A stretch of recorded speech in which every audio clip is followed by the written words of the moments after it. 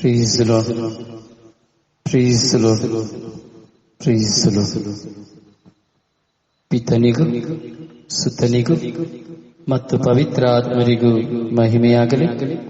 ಆದಿಯಲ್ಲಿದ್ದ ಹಾಗೆ ಈಗಲೂ ಯಾವಾಗಲೂ ಸದಾಕಾಲಕ್ಕೂ ಸ್ತೋತ್ರ ಉಂಟಾಗಲಿ. Praise the Lord. Praise the Lord. Praise the Lord.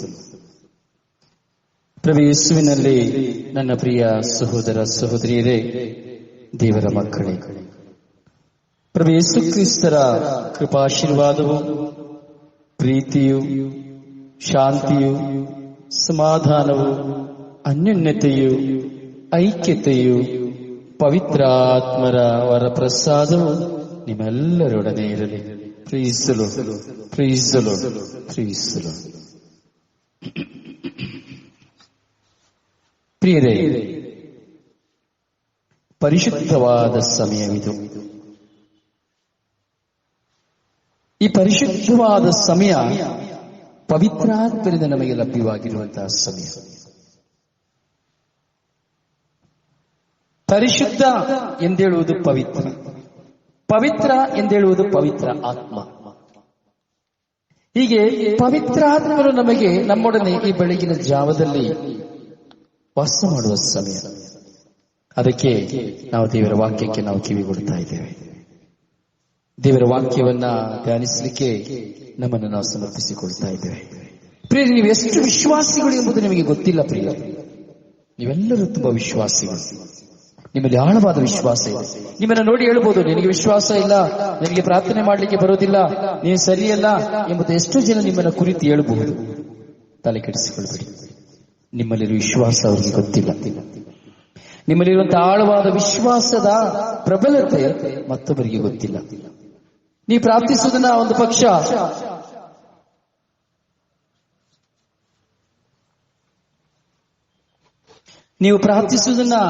ಒಂದು ಪಕ್ಷ ಟೀಕೆ ಮಾಡಬಹುದು. ಚಿಂತೆ ಮಾಡಬೇಡಿ.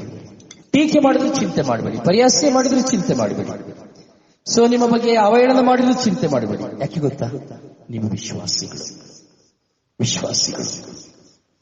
ಹೀಗೆ ವಿಶ್ವಾಸಿಗಳು ನಾವಾಗಿರಬೇಕಾದ್ರೆ ನಾವು ಸೋತು ಹೋಗಬಾರ್ದು. ಯಾಕೆ ಈ ಸಂದೇಶವನ್ನು ನಿಮ್ಮ ಮುಂದೆ ಇಡ್ಲಿಕ್ಕೆ ಇವತ್ತು ಪವಿತ್ರಾತ್ಮ ಪ್ರೇರಣೆ ಕೊಡ್ತಾ ಇದ್ದಾರೆ ಎಂಬುದಾದ್ರೆ, ನೋಡಿ, ಇವತ್ತು ವಿಶ್ವಾಸಿಗಳು ಕುಸಿದು ಹೋಗುವ ಕಾರಣನೇ ಇವತ್ತು ವಿಶ್ವಾಸ ನಾಶವಾಗ್ತಾ ಇದೆ. ಈಗ ನೀವೊಬ್ಬರಿದ್ದೀರಿ, ನೀವೊಬ್ಬರು ವಿಶ್ವಾಸದಲ್ಲಿರುವಾಗ ಒಂದು 50 ಜನಕ್ಕೆ ಇಲ್ಲ, ಒಂದು 10 ಜನಕ್ಕೆ ಇಲ್ಲ, ಒಂದು 5 ಜನಕ್ಕಾದ್ರೆ ಪ್ರಭು ಯೇಸುವಿನ ವಾಕ್ಯವನ್ನ ಶೇರ್ ಮಾಡಬಹುದು, ಅಥವಾ ಪ್ರಭು ಯೇಸುವಿನ ವಾಕ್ಯವನ್ನ ಸಾರಬಹುದು, ಅಥವಾ ಪ್ರಭು ಯೇಸುವಿನ ನಾಮದಲ್ಲಿ ಮತ್ತೊಬ್ಬರಿಗಾಗಿ ಪ್ರಾರ್ಥಿಸಬಹುದು, ಅಥವಾ ಏನೋ ಯಾವುದೋ ವಿಧದಲ್ಲಿ ನೀವು ದೇವರ ಸೇವೆಯನ್ನು ಮಾಡಬಹುದು. ಯಾವಾಗ? ನೀವು ವಿಶ್ವಾಸಿಯಾಗಿರ್ಬೇಕಾದ್ರೆ. ಒಂದು ಪಕ್ಷ ನಿಮ್ಮಲ್ಲಿರುವಂತಹ ವಿಶ್ವಾಸದಿಂದ ನೀವು ಕುಸಿದು ಹೋದ್ರೆ, ನಿಮ್ಮ ಮುಂದೆ ಇರುವಂತಹ 50 ಜನರ ಪರಿಸ್ಥಿತಿ ನೋಡಿ, ಅಥವಾ 10 ಜನರ ಪರಿಸ್ಥಿತಿ ನೋಡಿ, 5 ಜನರ ಪರಿಸ್ಥಿತಿ ನೋಡಿ, ಯಾರಿದ್ದಾರೆ ಅವ್ರನ್ನ ಒತ್ತುಕೊಳ್ಳಿಕ್ಕೆ? ಯಾರಿದ್ದಾರೆ ಅವ್ರಿಗಾಗಿ ಪ್ರಾರ್ಥಿಸಲಿಕ್ಕೆ? ಅದೇ ಹೇಳೋದು, ವಿಶ್ವಾಸಿಯ ಪಾತ್ರ ಅತಿ ಶ್ರೇಷ್ಠವಾದದ್ದು. ನೀವು 5 ಜನರ ಹತ್ರ ದೇವರನ್ನ ಕುರಿತು ಮಾತನಾಡೋದು ಬೇಡ, ಒಳ್ಳಿತನ ಮಾಡಿ ಅವರಿಗಾಗಿ ಪ್ರಾರ್ಥಿಸಿದ್ರೇನೆ ನೀವೊಂದು ವಿಶ್ವಾಸಿ. ಬರೀ ಒಂದು ವ್ಯಕ್ತಿಗಾಗಿ ನೀವು ಪ್ರಾರ್ಥಿಸುವುದಾದ್ರೆ ನೀವು ವಿಶ್ವಾಸಿ, ದೊಡ್ಡ ಶಕ್ತವಾದಂತಹ ವಿಶ್ವಾಸ. ಯಾಕಂದ್ರೆ ಇನ್ನೊಬ್ಬರಿಗಾಗಿ ಪ್ರಾರ್ಥಿಸುವಂತಹ ಕೃಪೆ ಇದೆಯಲ್ಲ, ಅದು ಪವಿತ್ರಾತ್ಮರಿಂದ ಬರುವಂಥದ್ದು, ಮನುಷ್ಯರಿಂದ ಬರುವಂಥದ್ದಲ್ಲ. ಹಾಗೆ ಪವಿತ್ರಾತ್ಮರನ್ನ ನಾವು ಕಂಡುಕೊಳ್ಳಬೇಕು. ಆ ಪವಿತ್ರಾತ್ಮರು ನಮ್ಮಲ್ಲಿ ಇರಬೇಕಾದ್ರೆ ನಾವು ವಿಶ್ವಾಸಿನೇ, ಅವಿಶ್ವಾಸಿಗಳನ್ನ. Praise the lord. Hallelujah, hallelujah, hallelujah, ಹಲ್ಲೆಲೂಯಾ. ಹೌದು ಪ್ರಿಯ ಸಹೋದರನೇ, ಸಹೋದರಿ, ದೇವರ ವಾಕ್ಯದಲ್ಲಿ ನಾವು ಒಂದಾಗ್ತಾ ಇದ್ದೇವೆ. ಬೆಳಗಿನ ಜಾವದಲ್ಲಿ ದೇವರ ವಾಕ್ಯದಲ್ಲಿ ಒಂದಾಗೋದಕ್ಕೆ ಮುಂಚಿತವಾಗಿ ಇವತ್ತು ನಾವು ಒಂದು ವಿಷಯವನ್ನ ನಾವು ಕಂಡುಕೊಳ್ಬೇಕು. ಏನಪ್ಪಾ ಅದು ಒಂದು ವಿಷಯ? ಇವತ್ತು ಪ್ರೇಷಿತರಾದಂತಹ ಸಂತ ಯಾಕೋಬರ ಒಂದು ಸ್ಮರಣೆಯ ದಿನ, ಹಬ್ಬ. ಯಾರು ಯಾಕೋಬರು ಗೊತ್ತುಂಟಾ? ನೀವು ನೋಡಿರ್ಬೋದು, ಬೈಬಲ್ ಶ್ರೀಪುಟನ ತೆಗೆದುಕೊಳ್ಳುವಾಗ ಇಬ್ರಿಯರಿಗೆ ಬರೆದ ಪತ್ರದ ನಂತರ ಬರ್ತದೆ ಯಾಕೋಬನಿಗೆ ಬರೆದ ಪತ್ರ. ಹೀಗೆ ಯಾಕೋಬನಿಗೆ ಬರೆದ ಪತ್ರವನ್ನ ನೀವು ನೋಡಿರ್ಬೋದು. ಯಾಕೋಬನ ಬರೆದ ಪತ್ರ ತುಂಬಾ ಶ್ರೇಷ್ಠವಾದಂತಹ ಒಂದು ಪತ್ರ. ಯಾಕೋಬನ ಪತ್ರವನ್ನು ನಿಜವಾಗಿಯೂ ನಾವು ಮನಪೂರ್ವಕವಾಗಿ ಓದುವುದೇ ಆದರೆ ನಮ್ಮ ಜೀವನದಲ್ಲಿ ತುಂಬಾ ಅನುಭವಗಳು ನಮಗೆ ಸಿಗ್ತದೆ. ಬರುವ ದಿನದಲ್ಲಿ ನಾವು ಯಾಕೋಬನನ್ನು ಕುರಿತು ಧ್ಯಾನಿಸಲಿಕ್ಕೆ ಹೋಗ್ತೇವೆ. ಯಾಕೋಬನ ಕುರಿತು ನಾವು ಬರುವ ದಿನದಲ್ಲಿ ನಾವು ಧ್ಯಾನಿಸಲಿಕ್ಕೆ ಹೋಗ್ತೇವೆ. ಹೌದು ಪ್ರಿಯರೇ, ಒಟ್ಟು 10 ಭಾಗಗಳು ಯಾಕೋಬನ ಪುಸ್ತಕವನ್ನು ಕುರಿತು ನಾವು 10 ಭಾಗಗಳಾಗಿ ನಾವು ನೋಡ್ತೇವೆ. Praise the lord. Hallelujah, hallelujah, hallelujah, ಹಲ್ಲೆಲೂಯಾ. 10 ಭಾಗಗಳನ್ನು ನಾವು ಧ್ಯಾನಿಸಲಿಕ್ಕೆ ಹೋಗ್ತೇವೆ. ಪವಿತ್ರಾತ್ಮ ನಮಗೆ ಸಹಾಯ ಮಾಡ್ತಾರೆ. ಅದಕ್ಕಾಗಿ ನೀವು ಸಹ ಪ್ರಾರ್ಥಿಸಿ. ಹೀಗೆ ಈ ಬರುವ ದಿನಗಳಲ್ಲಿ ನಾವು ಬೈಬಲ್ನ ಪುಟವನ್ನು ಸಂಪೂರ್ಣವಾಗಿ ಧ್ಯಾನಿಸಲು, ಒಂದು ಪಕ್ಷ ನಾನು ಎಷ್ಟು ಸಾಧ್ಯವೋ ಅಷ್ಟು ನಿಮ್ಮ ಮುಂದೆ ಧ್ಯಾನಿಸಲಿಕ್ಕೆ ಪವಿತ್ರಾತ್ಮ ಶಕ್ತಿ ಕೊಡುವಾಗ ನಾನು ಅದನ್ನು ಖಂಡಿತವಾಗಿಯೂ ನಿಮ್ಮ ಮುಂದೆ ಅದನ್ನು ವಿವರಿಸಲಿಕ್ಕೆ ಪ್ರಯತ್ನಿಸ್ತೇನೆ. ಹಾಗೆ ನಾವು ಜೀವಂತದಿಂದಿರುವವರೆಗೂ ಒಂದು ಪಕ್ಷ ಜೀವಿಸ್ತೇವೆ ಎಂಬುದಾದ್ರೆ ಈ ಹೊಸ ಒಡಂಬಡಿಕೆಯ ಪ್ರತಿಯೊಂದು ವಾಕ್ಯಗಳನ್ನ ನಾವು ಧ್ಯಾನಿಸಿ ಹೋಗ್ಬೋದು. ಪ್ರತಿಯೊಂದು ವಾಕ್ಯಗಳನ್ನ ನಮ್ಮ ಜೀವನದಲ್ಲಿ ನಾವು ಧ್ಯಾನಿಸಬಹುದು. ಅವಾಗ ನಾವು ಬೈಬಲ್ ಓದಿದ ಹಾಗೆ ಆಗ್ತದೆ, ಬೈಬಲ್ನ ಗ್ರಹಿಸಿಕೊಂಡ ಹಾಗೆ ಆಗ್ತದೆ, ಬೈಬಲ್ನ ಪಾಲಿಸುವ ಹಾಗೆ ಆಗ್ತದೆ. 3 ಕಾರ್ಯ ನಡೆಯುತ್ತೆ. ಪ್ರೀಸ್ ದಿ ಲಾರ್ಡ್. ಹೀಗೆ ಈ ಒಂದು ಶ್ರೇಷ್ಠವಾದಂತಹ ಒಂದು ಹಬ್ಬ ಇವತ್ತು ಯಾಕೋಬರ ಹಬ್ಬ. ಇವರು ಶುಭ ಸಂದೇಶಕರ್ತ. ಪ್ರೀಸ್ ದಿ ಲಾರ್ಡ್. Hallelujah, hallelujah. ಇವರಿಗೆ ತಂದೆ ಇದ್ದಾರೆ. ತಂದೆ ಹೆಸರು ಗೊತ್ತಾ? ಯಾಕೋಬರ ತಂದೆ ಹೆಸರು ಗೊತ್ತಾ? ಜೆಬೆದಾಯ. ತಾಯಿ ಹೆಸರು ಗೊತ್ತಾ? Salome. Praise the lord. Hallelujah, hallelujah, ಹಲ್ಲೆಲೂಯಾ. ಯಾಕೋಬನ ತಂದೆ ಹೆಸರು ಜೆಬೆದಾಯ, ತಾಯಿ ಹೆಸರು ಸೊಲೊಮೆ. ಆದ್ರೆ ಇವ್ರ ಕೆಲಸ ಏನಾಗಿತ್ತು ಗೊತ್ತಾ? ಇವ್ರ ಕೆಲಸ ಏನು? ಮೀನುಗಾರರು, ಮೀನಿಡಿಯೋರು. ಪ್ರೀಸ್ ದಿ ಲಾರ್ಡ್. ಪೇತ್ರ ಮತ್ತೆ ಆಂದ್ರೆಯ ಯಾರು ಅಂತ ಗೊತ್ತಾ ನಿಮಗೆ? ಇವರು ತುಂಬಾ ಹತ್ತಿರದ ಸಂಬಂಧಿಕರು. ಪೇತ್ರ ಮತ್ತು ಆಂದ್ರೆಯ ತುಂಬಾ ಹತ್ತಿರದ ಸಂಬಂಧಿಕರು. ಹೀಗೆ 12 ಮಂದಿ ಪ್ರೇಷಿತರಲ್ಲಿ ಯೇಸುಸ್ವಾಮಿಯ ಆಪ್ತ 3 ಶಿಷ್ಯರಲ್ಲಿ ಇವರೊಬ್ಬರಾಗಿದ್ದರು. ಯೇಸುಸ್ವಾಮಿಗೆ 12 ಜನ ಶಿಷ್ಯರಿದ್ರು. ಅವರಲ್ಲಿ 3 ಜನ ಆಪ್ತ ಶಿಷ್ಯರಾಗಿದ್ರು ಯೇಸುಸ್ವಾಮಿಗೆ. ನೋಡಿ, ಅಲ್ಲಿಯೂ ಸಹ ನೋಡಿ, ಯೇಸುಸ್ವಾಮಿಗೂ ಸಹ ಬೆಸ್ಟ್ ಫ್ರೆಂಡ್ಸ್ ಇದ್ರು. 3 ಜನ ಫ್ರೆಂಡ್ಸ್ ಇದ್ರು. ನಮಗೂ ಇರ್ತಾರಲ್ವಾ, ಯಾರೇ ನನಗೆ ಇಂಥವ್ರು ನನ್ನ ಫ್ರೆಂಡ್ಸ್, ಇಂಥವ್ನು ನನ್ನ ಫ್ರೆಂಡ್ಸ್. ಹೌದಲ್ಲ? ಎಷ್ಟೇ ಫ್ರೆಂಡ್ಸ್ಗಳಿದ್ರು ನಮಗೆ ಇಂಪಾರ್ಟೆನ್ಸಿ ಕೊಡುವಂತ ಫ್ರೆಂಡ್ಸ್ಗಳು ಇರ್ತಾರೆ. 3 ಜನ 4 ಜನ. ಅವರಲ್ಲಿ ಯಾರಪ್ಪ ಅಂದ್ರೆ ಫಿಲ್ಟರ್ ಮಾಡಿ ಇಬ್ಬರನ್ನ ಹೇಳ್ತೀವಿ. ಅವರಲ್ಲಿ ಯಾರಪ್ಪ ಅಂದ್ರೆ ಒಬ್ಬರನ್ನ ಹೇಳ್ತೀವಿ. ಅವನು ಬಿಟ್ರೆ ನನಗೆ ಯಾರು ಇಲ್ಲಪ್ಪ, ನಾನು ಎಲ್ಲ ಅವನ ಹತ್ರನೇ ಶೇರ್ ಮಾಡ್ಕೊಳ್ಳೋದು, ನಾನು ಎಲ್ಲ ಅವನ ಹತ್ರನೇ ಹೇಳೋದು. ಹೌದಲ್ಲ? ಪ್ಲೀಸ್. ಈಗ ಯೇಸುಸ್ವಾಮಿ ಹೇಳ್ತಾರೆ, ಯೇಸುಸ್ವಾಮಿಯಲ್ಲಿ ಯೇಸುಸ್ವಾಮಿ ಹೇಳೋದಿಲ್ಲ ಈ ಮಾತನ್ನ, ಗೊತ್ತಾಯ್ತಾ? ಆಮೇಲೆ ಯೇಸುಸ್ವಾಮಿನ ಪ್ಲೇ ಮಾಡಕ್ಕೆ ಹೋಗ್ಬೇಡಿ.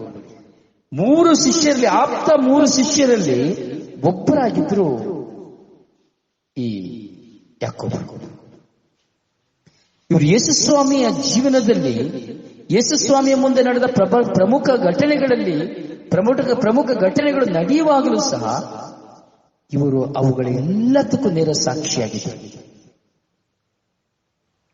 ಈ ಯಾಕೋಬರು ಮೊಟ್ಟ ಮೊದಲನೆಗೆ ರಕ್ತಸಾಕ್ಷಿಯಾಗಿ ಮರಣ ಹೊಂದಿದವರು. 12 ಜನ ಶಿಷ್ಯರಲ್ಲಿ ಮೊಟ್ಟ ಮೊದಲಿಗೆ ಇವರು ಮರಣ ಹೊಂದಿದವರು, ರಕ್ತಸಾಕ್ಷಿಯಾಗಿ ಮರಣ ಹೊಂದಿದವರು. ಯೇಸುಸ್ವಾಮಿಯ ಶುಭ ಸಂದೇಶವನ್ನ ಸ್ಪೇನ್ ಮತ್ತು ಚಿಲಿ ರಾಷ್ಟ್ರಗಳಲ್ಲಿ ಇವರು ಸಾರಿದ್ದಾರೆ. 2 ರಾಷ್ಟ್ರಗಳಲ್ಲಿ ಸಾರಿದ್ದಾರೆ. ಅದರಿಂದ 2 ರಾಷ್ಟ್ರಗಳಿಗೂ ಸಹ ಇವರು ಪಾಲಕ ಸಂತರಾಗಿದ್ದಾರೆ. 2 ರಾಷ್ಟ್ರಗಳಿಗೆ ಪಾಲಕ ಸಂತರನ್ನು ಘೋಷಿಸಲಾಗಿದೆ. ನೋಡಿ, ಒಂದಲ್ಲ 2 ರಾಷ್ಟ್ರ. ಒಂದು ಕಡೆ ಪ್ರೇಷಿತ, ಇನ್ನೊಂದು ಕಡೆ ಸಂತ. ಇಂತಹ ಭಾಗ್ಯ. ಹೌದು ಪ್ರಿಯ ಸಹೋದರನೇ, ಸಹೋದರಿ, ನಾವು ದೇವರ ವಾಕ್ಯವನ್ನು ಧ್ಯಾನಿಸ್ತಾ ಇದ್ದೇವೆ. ಹೀಗೆ ಯಾಕೋಬರ ಬಗ್ಗೆ ನಾವು ತಿಳಿದುಕೊಳ್ಳಬೇಕು. ಯಾಕೋಬರು ಎಂದು ಹೇಳಬೇಕಾದ್ರೆ ಯಾಕೋಬರ ಶ್ರೇಷ್ಠ ಸ್ವಭಾವಗಳಿವೆ. ಯಾಕೋಬನ ಪತ್ರಗಳನ್ನು ನೋಡುವಾಗ ಈ ಯಾಕೋಬರು ಯಾವುದರ ಬಗ್ಗೆ ಅಂದರೆ ಉದ್ದೇಶಪೂರ್ವಕವಾಗಿ ಅವರ ಲೇಖನ ತುಂಬಾ ಮಹತ್ವವಾದ ಲೇಖನವನ್ನ ಅವರು ಹೊರಪಡಿಸುತ್ತಾರೆ. ತಮ್ಮ ಅನುಭವಗಳಲ್ಲಿಯೂ, ಈ ಲೋಕದ ಅನುಭವಗಳಲ್ಲಿಯೂ ಸಂತ ಯಾಕೋಬರು ಪ್ರಕಟಿಸುತ್ತಾರೆ. ಬಡತನದ ಬಗ್ಗೆ, ಸಿರಿತನದ ಬಗ್ಗೆ, ಪಾಪದ ಬಗ್ಗೆ, ಪ್ರಲೋಭನೆ ಬಗ್ಗೆ, ಸನ್ನಡತೆಯ ಬಗ್ಗೆ, ದುರ್ನಡತೆಯ ಬಗ್ಗೆ, ವಿಶ್ವಾಸದ ಬಗ್ಗೆ, ಸತ್ಕಾರ್ಯದ ಬಗ್ಗೆ, ನಾಲಿಗೆಯ ಸದುಪಯೋಗದ ಬಗ್ಗೆ, ಜಾಣ್ಮೆಯ ಬಗ್ಗೆ, ಜಗಳದ ಬಗ್ಗೆ, ಗರ್ವದ ಬಗ್ಗೆ, ನಮ್ರತೆ ಬಗ್ಗೆ, ತನ್ನನ್ನೇ ಕೊಚ್ಚಿಕೊಂಡು ಪರರನ್ನ ತುಚ್ಚಿಕೊರಿಸುವಂತ ಚಟ, ತಾಳ್ಮೆ, ಪ್ರಾರ್ಥನೆ, ಇವುಗಳ ಬಗ್ಗೆ ಎಲ್ಲರಿಗೂ ಮನವರಿಕೆ ಆಗುವಂತೆ ಸಂಕ್ಷಿಪ್ತವಾಗಿ ಯಾಕೋಬರು ನಮಗೆ ಕಲಿಸಿಕೊಡ್ತಾರೆ. ಹೌದು ಪ್ರಿಯ ಸಹೋದರನೇ ಸಹೋದರಿಯೇ, ಕ್ರೈಸ್ತ ಧರ್ಮದಲ್ಲಿ ಈ ವಿಶ್ವಾಸ ಪ್ರಾಮುಖ್ಯವಾದದ್ದೇನೋ ನಿಜ. ಆದರೆ ವಿಶ್ವಾಸವನ್ನ ಸತ್ಕಾರ್ಯಗಳಿಂದ ಚೇತನಗೊಳಿಸದಿದ್ದರೆ ಅದು ಸತ್ತ ವಿಶ್ವಾಸವೇ ಎಂಬುವಂತ ಸತ್ಯವನ್ನ ಬರೆದವರು ಯಾಕೋಬರು. ಸತ್ಕ್ರಿಯೆಗಳಿಲ್ಲದ ವಿಶ್ವಾಸ ಸತ್ತ ವಿಶ್ವಾಸ ಎಂಬುವಂತ ಸತ್ಯವನ್ನ ಪ್ರಕಟಿಸಿದವರು ಈ ಪ್ರೇಷಿತರಾದ ಸಂತ ಯಾಕೋಬರು. ಹಾಗೆ ನಮ್ಮ ಜೀವನದಲ್ಲಿ ನಮ್ಮ ವಿಶ್ವಾಸವನ್ನ ಜೀವಂತ ವಿಶ್ವಾಸವಾಗಿಸಿಕೊಳ್ಳುವುದಕ್ಕೆ ಈ ಪ್ರೇಷಿತರು ನಮಗೆ ಒಂದು ಮಾದರಿಯಾಗಿದ್ದಾರೆ, ನಮಗೆ ಸಾಕ್ಷಿಯಾಗಿದ್ದಾರೆ, ಹಾಗೂ ನಮ್ಮ ಪಾಲಕರಾಗಿದ್ದಾರೆ, ನಮಗಾಗಿ ಪ್ರಾರ್ಥಿಸುವಂತ ಪ್ರೇಷಿತರಾಗಿದ್ದಾರೆ. ಪ್ರಿಯರೇ, ಹೀಗಿರುವಾಗ ನಾವು ದೇವರ ವಾಕ್ಯವನ್ನ ನಾವು ಧ್ಯಾನಿಸ್ತೇವೆ ಅಲ್ಲ, ದೇವರ ವಾಕ್ಯವನ್ನ ಧ್ಯಾನಿಸ್ತಾ ಇದ್ದೇವೆ. ದೇವರ ವಾಕ್ಯ ನಮ್ಮೊಂದಿಗೆ ಮಾತನಾಡುತ್ತದೆ. ಈ ಬೆಳಗಿನ ಜಾವದಲ್ಲಿ ಮಾತನಾಡುತ್ತಾ ಇದೆ. ನಾನು ನನ್ನ ಜೀವನದಲ್ಲಿ ದೇವರನ್ನ ಕಂಡುಕೊಳ್ಳುವಂತಹ, ದೇವರನ್ನ ಕಂಡುಕೊಂಡಂತಹ ಅನುಭವಗಳನ್ನ ನಾವು ಮೆಲುಕು ಹಾಕಬೇಕು. ನಾನು ಹೇಗೆ ದೇವರನ್ನ ಕಂಡುಕೊಂಡೆ, ನಾನು ಹೇಗೆ ದೇವರೊಂದಿಗೆ ಇದ್ದೇನೆ. ಪ್ರಿಯರೇ, ನಾವು ನಮ್ಮ ಜೀವನದಲ್ಲಿ ಈ ಅನುಭವಗಳನ್ನ ಮೆಲುಕು ಹಾಕುವಾಗ ನಮ್ಮ ವಿಶ್ವಾಸ ದುಪ್ಪಟ್ಟವಾಗುತ್ತದೆ. ಅದಕ್ಕೆ ನಾನು ಪ್ರಾರಂಭದಲ್ಲಿ ಹೇಳಿದೆ, ಒಂದು ವ್ಯಕ್ತಿಗಾಗಿ ನಾವು ಪ್ರಾರ್ಥಿಸಿದರೂ ನಾವು ವಿಶ್ವಾಸ. ನೋಡಿ, ಅಬ್ರಹಾಮನ ನಾವು ಧ್ಯಾನಿಸಬಹುದು. ಆ ಸೊದೋಮ್ ಗೋಮರ ಪಟ್ಟಣ ನಾಶವಾಗದಿರ್ಲಿಕ್ಕಾಗಿ ಎಷ್ಟು ಪ್ರಾರ್ಥಿಸ್ತಾರೆ ದೇವರ ಹತ್ರ ಹೋಗಿ. ಸರ್ವೇಶ್ವರ ಸ್ವಾಮಿಗೆ ಮುಖಾಮುಖಿಯಾಗಿ ಮಾತಾಡ್ತಾರೆ. 40ರಿಂದ 30ರಿಂದ 20ರಿಂದ ಕೊನೆ 10ಕ್ಕೆ ಬಂದು 5ಕ್ಕೆ ನಿಂತ್ಕೊಳ್ತಾರೆ. ಸೊ ನಾವು ಸಹ ಅಬ್ರಹಾಮನಂತೆ, ನಾವು ಅಬ್ರಹಾಂ ಕೇಳಿದ್ರು 5 ಜನ ಇದ್ರು, ನೀವು ಈ ಸೊದೋಮ್ ಗೋಮರ ಪಟ್ಟಣ ನಾಶ ಮಾಡ್ತೀರಾ? ಆಗ ದೇವರು ಹೇಳ್ತಾರೆ, 5 ಜನ ಇದ್ರೆ ನಾನು ನಾಶ ಮಾಡೋದಿಲ್ಲ ಅಂತ ಹೇಳ್ತಾರೆ. ಹೀಗಿರುವಾಗ ನಾವು 5 ಜನ ಸಿಗ್ಲಿಕ್ಕಾದ್ರೂ ನಾವು ಪ್ರಾರ್ಥನೆ ಮಾಡಬೇಕು. 5 ಜನ ವಿಶ್ವಾಸಕ್ಕೆ ಬರ್ಲಿಕ್ಕಾದ್ರೂ ನಾವು ಪ್ರೇರೇಪಿಸಬೇಕು. 5 ಜನ ಆದ್ರೂ ದೇವರನ್ನ ಕಂಡುಕೊಳ್ಳಿಕ್ಕೆ ಮಾಡಬೇಕು. ಯಾಕಂದ್ರೆ ನಾಳೆ ಅಬ್ರಹಾಮನೊಂದಿಗೆ ಮಾತನಾಡಿದಂತಹ ದೇವರು ನಮ್ಮೊಂದಿಗೂ ಮಾತನಾಡಬಹುದು. ಅಥವಾ ದೇವರೊಂದಿಗೆ ಮಾತನಾಡಿದ ಅಬ್ರಹಾಮನು ನಾವು ಸಹ ದೇವರೊಡನೆ ಅಬ್ರಹಾಮನಂತೆ ಮಾತನಾಡಬಹುದು.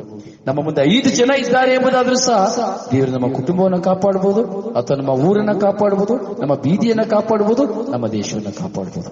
ಹಾಗೆ ನಾವು ಅಬ್ರಹಾಮನಂತೆ ನಾವು ವಿಶ್ವಾಸದ ತಂದೆಯ ಮಕ್ಕಳಾಗಿ, ಅವರ ಹಿಂಬಾಲಕರಾಗಿ ನಾವು ಪ್ರಾರ್ಥಿಸಬೇಕು.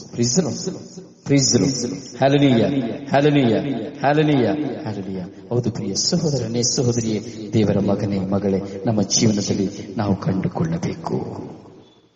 ನಮ್ಮ ಜೀವನದ ಅನುಭವಗಳು ಕೇವಲ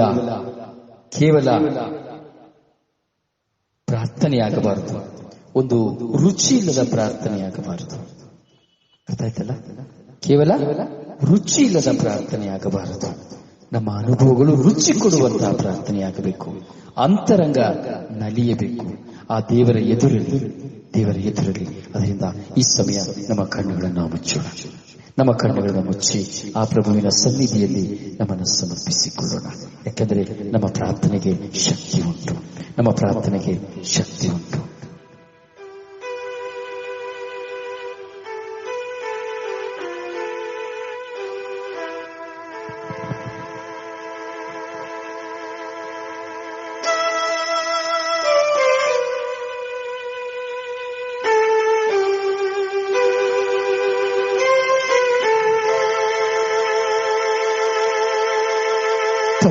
ಪರಮೋನ್ನತ ದೇವಾ,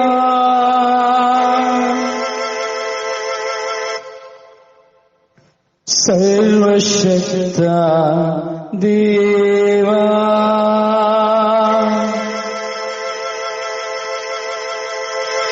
ಪ್ರೀತಿ ಪಾತ್ರ ದೇವಾ,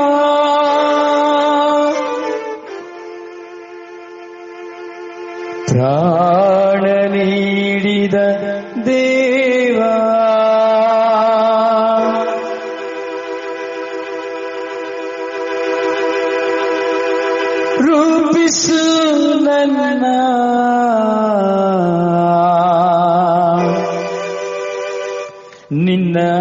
ನುಡಿಗಳಲ್ಲಿ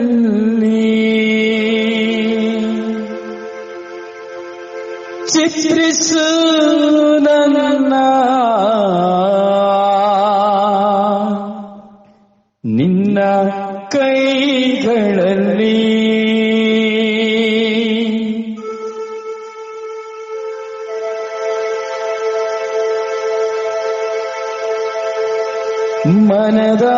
ಮನದಾಳದಲ್ಲಿ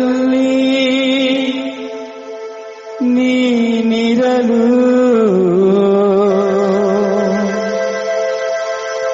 ಪ್ರಭುವೇ ಜಗದಾಸೆ ನನಗೆ ತಕೆ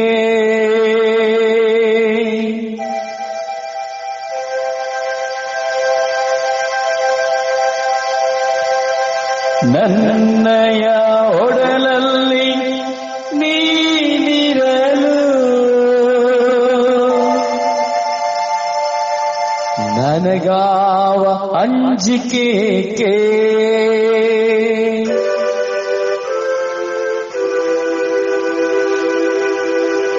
ಯೇಸುವೇ ದಿವ್ಯವಾಣಿಯೇ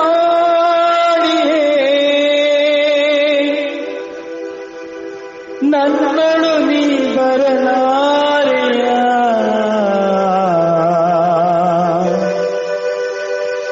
ನನ್ನೊಡನೆ ಇರಲಾರೆಯ ನನ್ನೊಡನೆ ಇರಲಾರೆಯ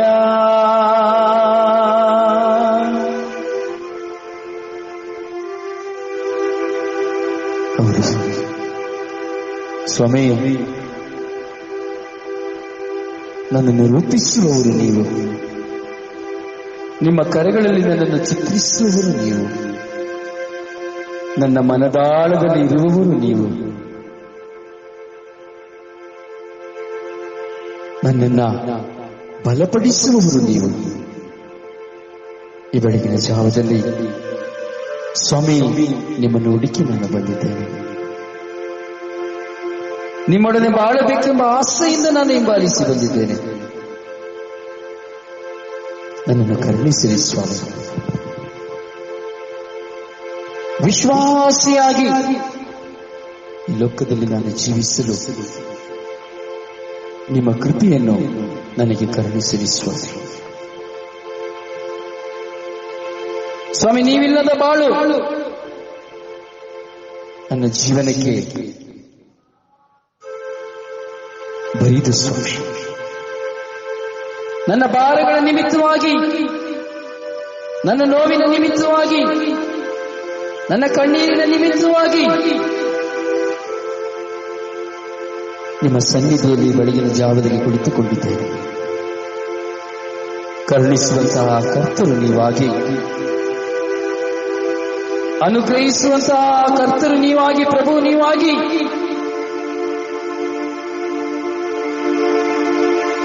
ನನ್ನನ್ನು ಸ್ಪರ್ಶಿಸಿರಿ ಸ್ವಾಮಿ.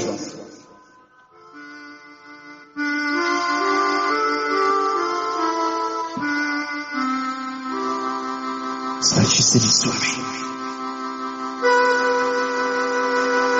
ನನ್ನ ಮನಸ್ಸು, ನನ್ನ ಹೃದಯ, ನನ್ನ ಯೋಚನೆ, ನನ್ನ ಚಿಂತನೆ, ನನ್ನ ಭಾರ, ನನ್ನ ರೋಗ ಎಲ್ಲವನ್ನ ನಿಮಗೆ ಒಪ್ಪಿಸುತ್ತೇನೆ ರಾಜ. ನನ್ನ ನರಗಳಲ್ಲಿರುವಂತಹ ದೌರ್ಬಲ್ಯತೆ, ಎಲುಬುಗಳಲ್ಲಿರುವಂತಹ ದೌರ್ಬಲ್ಯತೆ, ನನ್ನ ಸೊಂಟದ ಡಿಸ್ಕ್ಗಳಲ್ಲಿರುವಂತಹ ದೌರ್ಬಲ್ಯತೆ, ನನ್ನ ಸ್ಪೈನಲ್ ಕಾರ್ಡ್ನಲ್ಲಿರುವಂತಹ ದೌರ್ಬಲ್ಯತೆ, ನನ್ನ ಗರ್ಭಕೋಶದಲ್ಲಿರುವಂತಹ ನೋವುಗಳು, ನನ್ನ ಕಿಡ್ನಿ ಲಿವರ್ಗಳಲ್ಲಿರುವಂತಹ ಸಮಸ್ಯೆ, ನೋವು, ಹೀಗೆ ದೇಹದ ಎಲ್ಲ ವೇದನೆಗಳು, ಬಲಹೀನತೆಗಳೆಲ್ಲವನ್ನು ನಿಮಗೆ ಒಪ್ಪಿಸಿಕೊಡುತ್ತೇನೆ ರಾಜ. ನನ್ನನ್ನು ಸ್ಪರ್ಶಿಸಿರಿ ರಾಜ. ಈ ಪ್ರಭಾತದಲ್ಲಿ ನನ್ನನ್ನು ಸ್ಪರ್ಶಿಸಿ ನನ್ನನ್ನು ಸೌಖ್ಯಪಡಿಸಿರಿ ರಾಜ. ಸೌಖ್ಯಪಡಿಸಿ ನನ್ನನ್ನ ನಿಮ್ಮ ಸ್ವಂತದವಳಾಗಿ ಸ್ವೀಕರಿಸಿರಿ ರಾಜ. ನಿಮ್ಮ ನಾಮ ಮಹಿಮೆಯ ನಿಮಿತ್ತವಾಗಿ ನನ್ನ ಮುಂದೆ ನೀವು ಕೊಡುವಂತಹ ಪ್ರತಿಯೊಂದು ವ್ಯಕ್ತಿಗಳನ್ನ ವಿಶ್ವಾಸಿಗಳಾಗಿ ಮಾರ್ಪಡಿಸಲು, ಅವರಿಗಾಗಿ ನಾನು ಪ್ರಾರ್ಥಿಸಲು ನನ್ನನ್ನು ಉಪಯೋಗಿಸಿರಿ ಸ್ವಾಮಿ ದೇವ. ಪ್ರೇಷಿತಳಾಗಿ ನಿಮ್ಮ ಸಾಮ್ರಾಜ್ಯವನ್ನು ಸಾರುವ ಕೃಪೆಯನ್ನು ನನಗೆ ಕರುಣಿಸಿರಿ ಎಂದು ನಿಮ್ಮ ಪರಿಶುದ್ಧವಾದ ನಾಮದಲ್ಲಿ ನಾನು ಪ್ರಾರ್ಥಿಸಿದ್ದೇನೆ ನನ್ನ ಜೀವನದ ತಂದೆಯೇ. Amen, amen, amen. ಬೇರೆ ಆ ಪ್ರಭುವಿನಲ್ಲಿ ನಮ್ಮ ಅಂತರಂಗವನ್ನು ತೆರೆಯುತ್ತಾ ಆ ಪ್ರಭುವನ್ನು ಧ್ಯಾನಿಸೋಣ. ಆ ಪ್ರಭುವಲ್ಲಿ ನಮ್ಮನ್ನ ಸಂಪೂರ್ಣವಾಗಿ ಸಮರ್ಪಿಸೋಣ.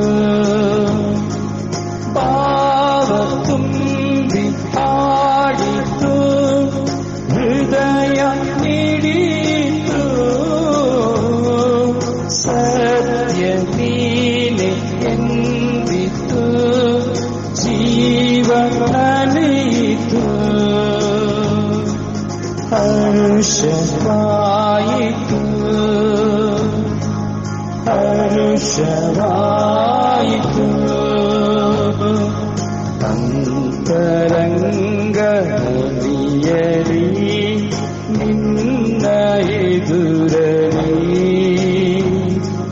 ನಿನ್ನ ನುಡಿಯು ನೆಲೆಸಲಿ ಎಂದು ಅದರಲಿ ಅಂತರಂಗನಿಯಲಿ ನಿನ್ನ ಎದುರಲಿ ನಿನ್ನ ನುಡಿಯು ನೆಲೆಸಲಿ ಎಂದು ಅದರಲಿ.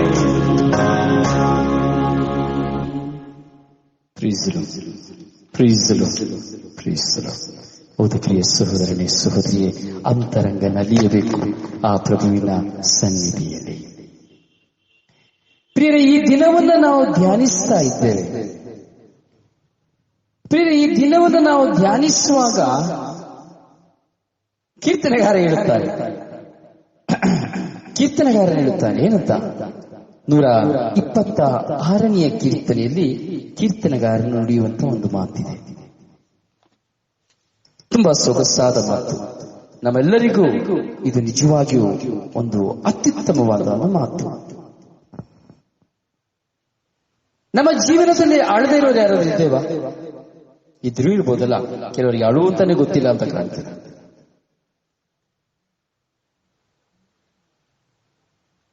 ನಮ್ಮ ಜೀವನದಲ್ಲಿ ಯಾರಾದರೂ ಕಷ್ಟಪಡದವರು ಇದ್ದಾರಾ? ನಮ್ಮ ಜೀವನದಲ್ಲಿ ಯಾರಿಗಾದರೂ ಕಷ್ಟ ಇಲ್ಲದೆ ಇದೆಯಾ? ಪ್ರೀಸ್ ದಿ ಲಾರ್ಡ್.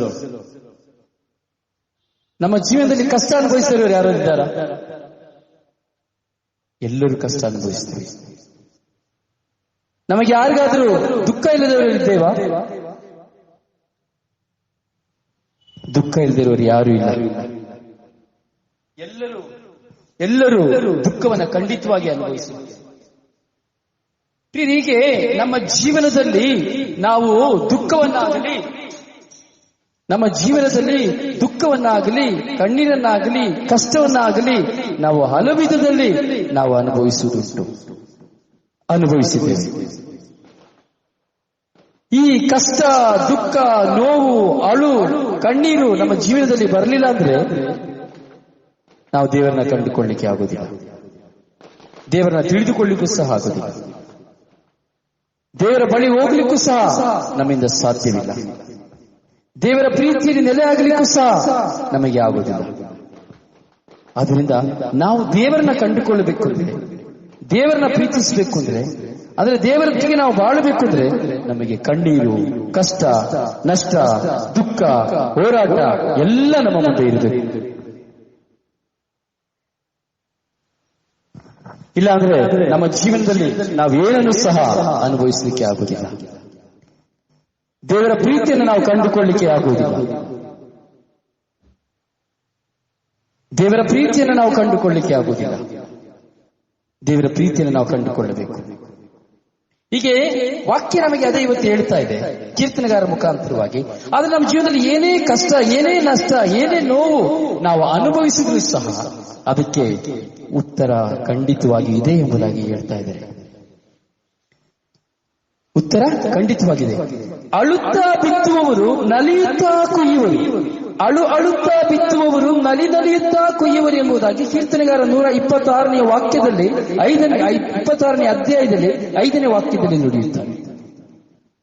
ಅಳುತ್ತಾ ಬಿತ್ತುವವರು ನಲಿಯುತ್ತಾ ಕೊಯ್ಯುವರು. ದುಃಖಿಸುತ್ತಾ ಬೀಜ ಬಿತ್ತಲು ಹೋದವನು ಹರ್ಷಿಸುತ್ತಾ ಕೊಯ್ದು ತರುವನು ತೆನೆಗಳನ್ನು. ನೋಡಿ, ಒಂದು ತೋಟಗಾರನನ್ನು ಕುರಿತು ನೋಡುವಂತಹ ಒಂದು ವಾಕ್ಯ ಇದಾಗಿದೆ. ಈಗ ಒಂದು ತೋಟದಲ್ಲಿ, ಒಂದು ಗದ್ದೆಯಲ್ಲಿ, ಒಂದು ಹೊಲದಲ್ಲಿ ಒಂದು ರೈತನಾದವನು ಕಷ್ಟದಲ್ಲಿಯೂ ಪಿಡುಗಿನಲ್ಲಿಯೂ ಮಳೆ ಇಲ್ಲದಿದ್ದರೂ ಸಹ ಅವನೇ ಎತ್ತುಗಳಾಗಿ ಏರುತ್ತು ಬೀಜವನ್ನ ಬಿತ್ತುತ್ತಾ ಗೊಬ್ಬರವಿಲ್ಲದೆ ಮದ್ದಿಲ್ಲದೆ ತುಂಬಾ ಸಮಸ್ಯೆಯಲ್ಲಿ ದುಃಖಿಸುತ್ತಾ ಹಗಲು ರಾತ್ರಿ ಆಕಾಶದ ಕಡೆ ತಲೆ ಎತ್ತಿ ನೀರಿಲ್ಲದೆ ಯಾವ ಸಹಾಯವಿಲ್ಲದೆ ಹಗಲು ರಾತ್ರಿ ದುಃಖಿಸುತ್ತಾ ಬೀಜ ಬಿತ್ತುವುದನ್ನು ನಾವು ನೋಡ್ತೇವೆ. ಆದರೆ ಆ ಬೀಜ ಬಿತ್ತಿ ಬಂದಾಗ 3 ತಿಂಗಳುಗಳು ಆಗುವಾಗ ತೆನೆ ಬರುತ್ತದೆ. ಆ ತೆನೆಗಳು ಬರುವಾಗ ದುಃಖವನ್ನೆಲ್ಲ ಮರೆತು ಬಿಡ್ತಾನೆ. ದುಃಖವನ್ನು ಮರೆತು ಬಂದಿರುವ ತೆನೆಯನ್ನು ನೋಡಿ ಹರ್ಷಿಸುತ್ತಾ ಸಂತೋಷದಿಂದ ಅವನು ಕೊಯ್ಲು ಮಾಡುತ್ತಾನೆ. ಅಳುತ್ತಾ ಬಿತ್ತುವವರು ನಲಿಯುತ್ತಾ ಕೊಯ್ಯುವರು. ಹೀಗೆ ನಮ್ಮ ಜೀವನದಲ್ಲಿ ಸಹ ಅಳ್ತಾ ನಾವು ಬದುಕಿರ್ಬೋದು. ನಮ್ಮ ಜೀವನ ಬರೀ ಕಣ್ಣೀರಾಗಿರ್ಬೋದು, ಮದುವೆ ಆದಾಗಿಂದ ಕಣ್ಣೀರಾಗಿರ್ಬೋದು, ಬುದ್ಧಿ ಬಂದಾಗಿಂದ ಕಣ್ಣೀರಾಗಿರ್ಬೋದು, ಅಥವಾ ಯಾವುದೋ ಒಂದು ಸಮಸ್ಯೆಯಿಂದ ಕಣ್ಣೀರಾಗಿರ್ಬೋದು, ಯಾವುದೋ ಒಂದು ಹೋರಾಟದಿಂದ ಕಣ್ಣೀರಾಗಬಹುದು.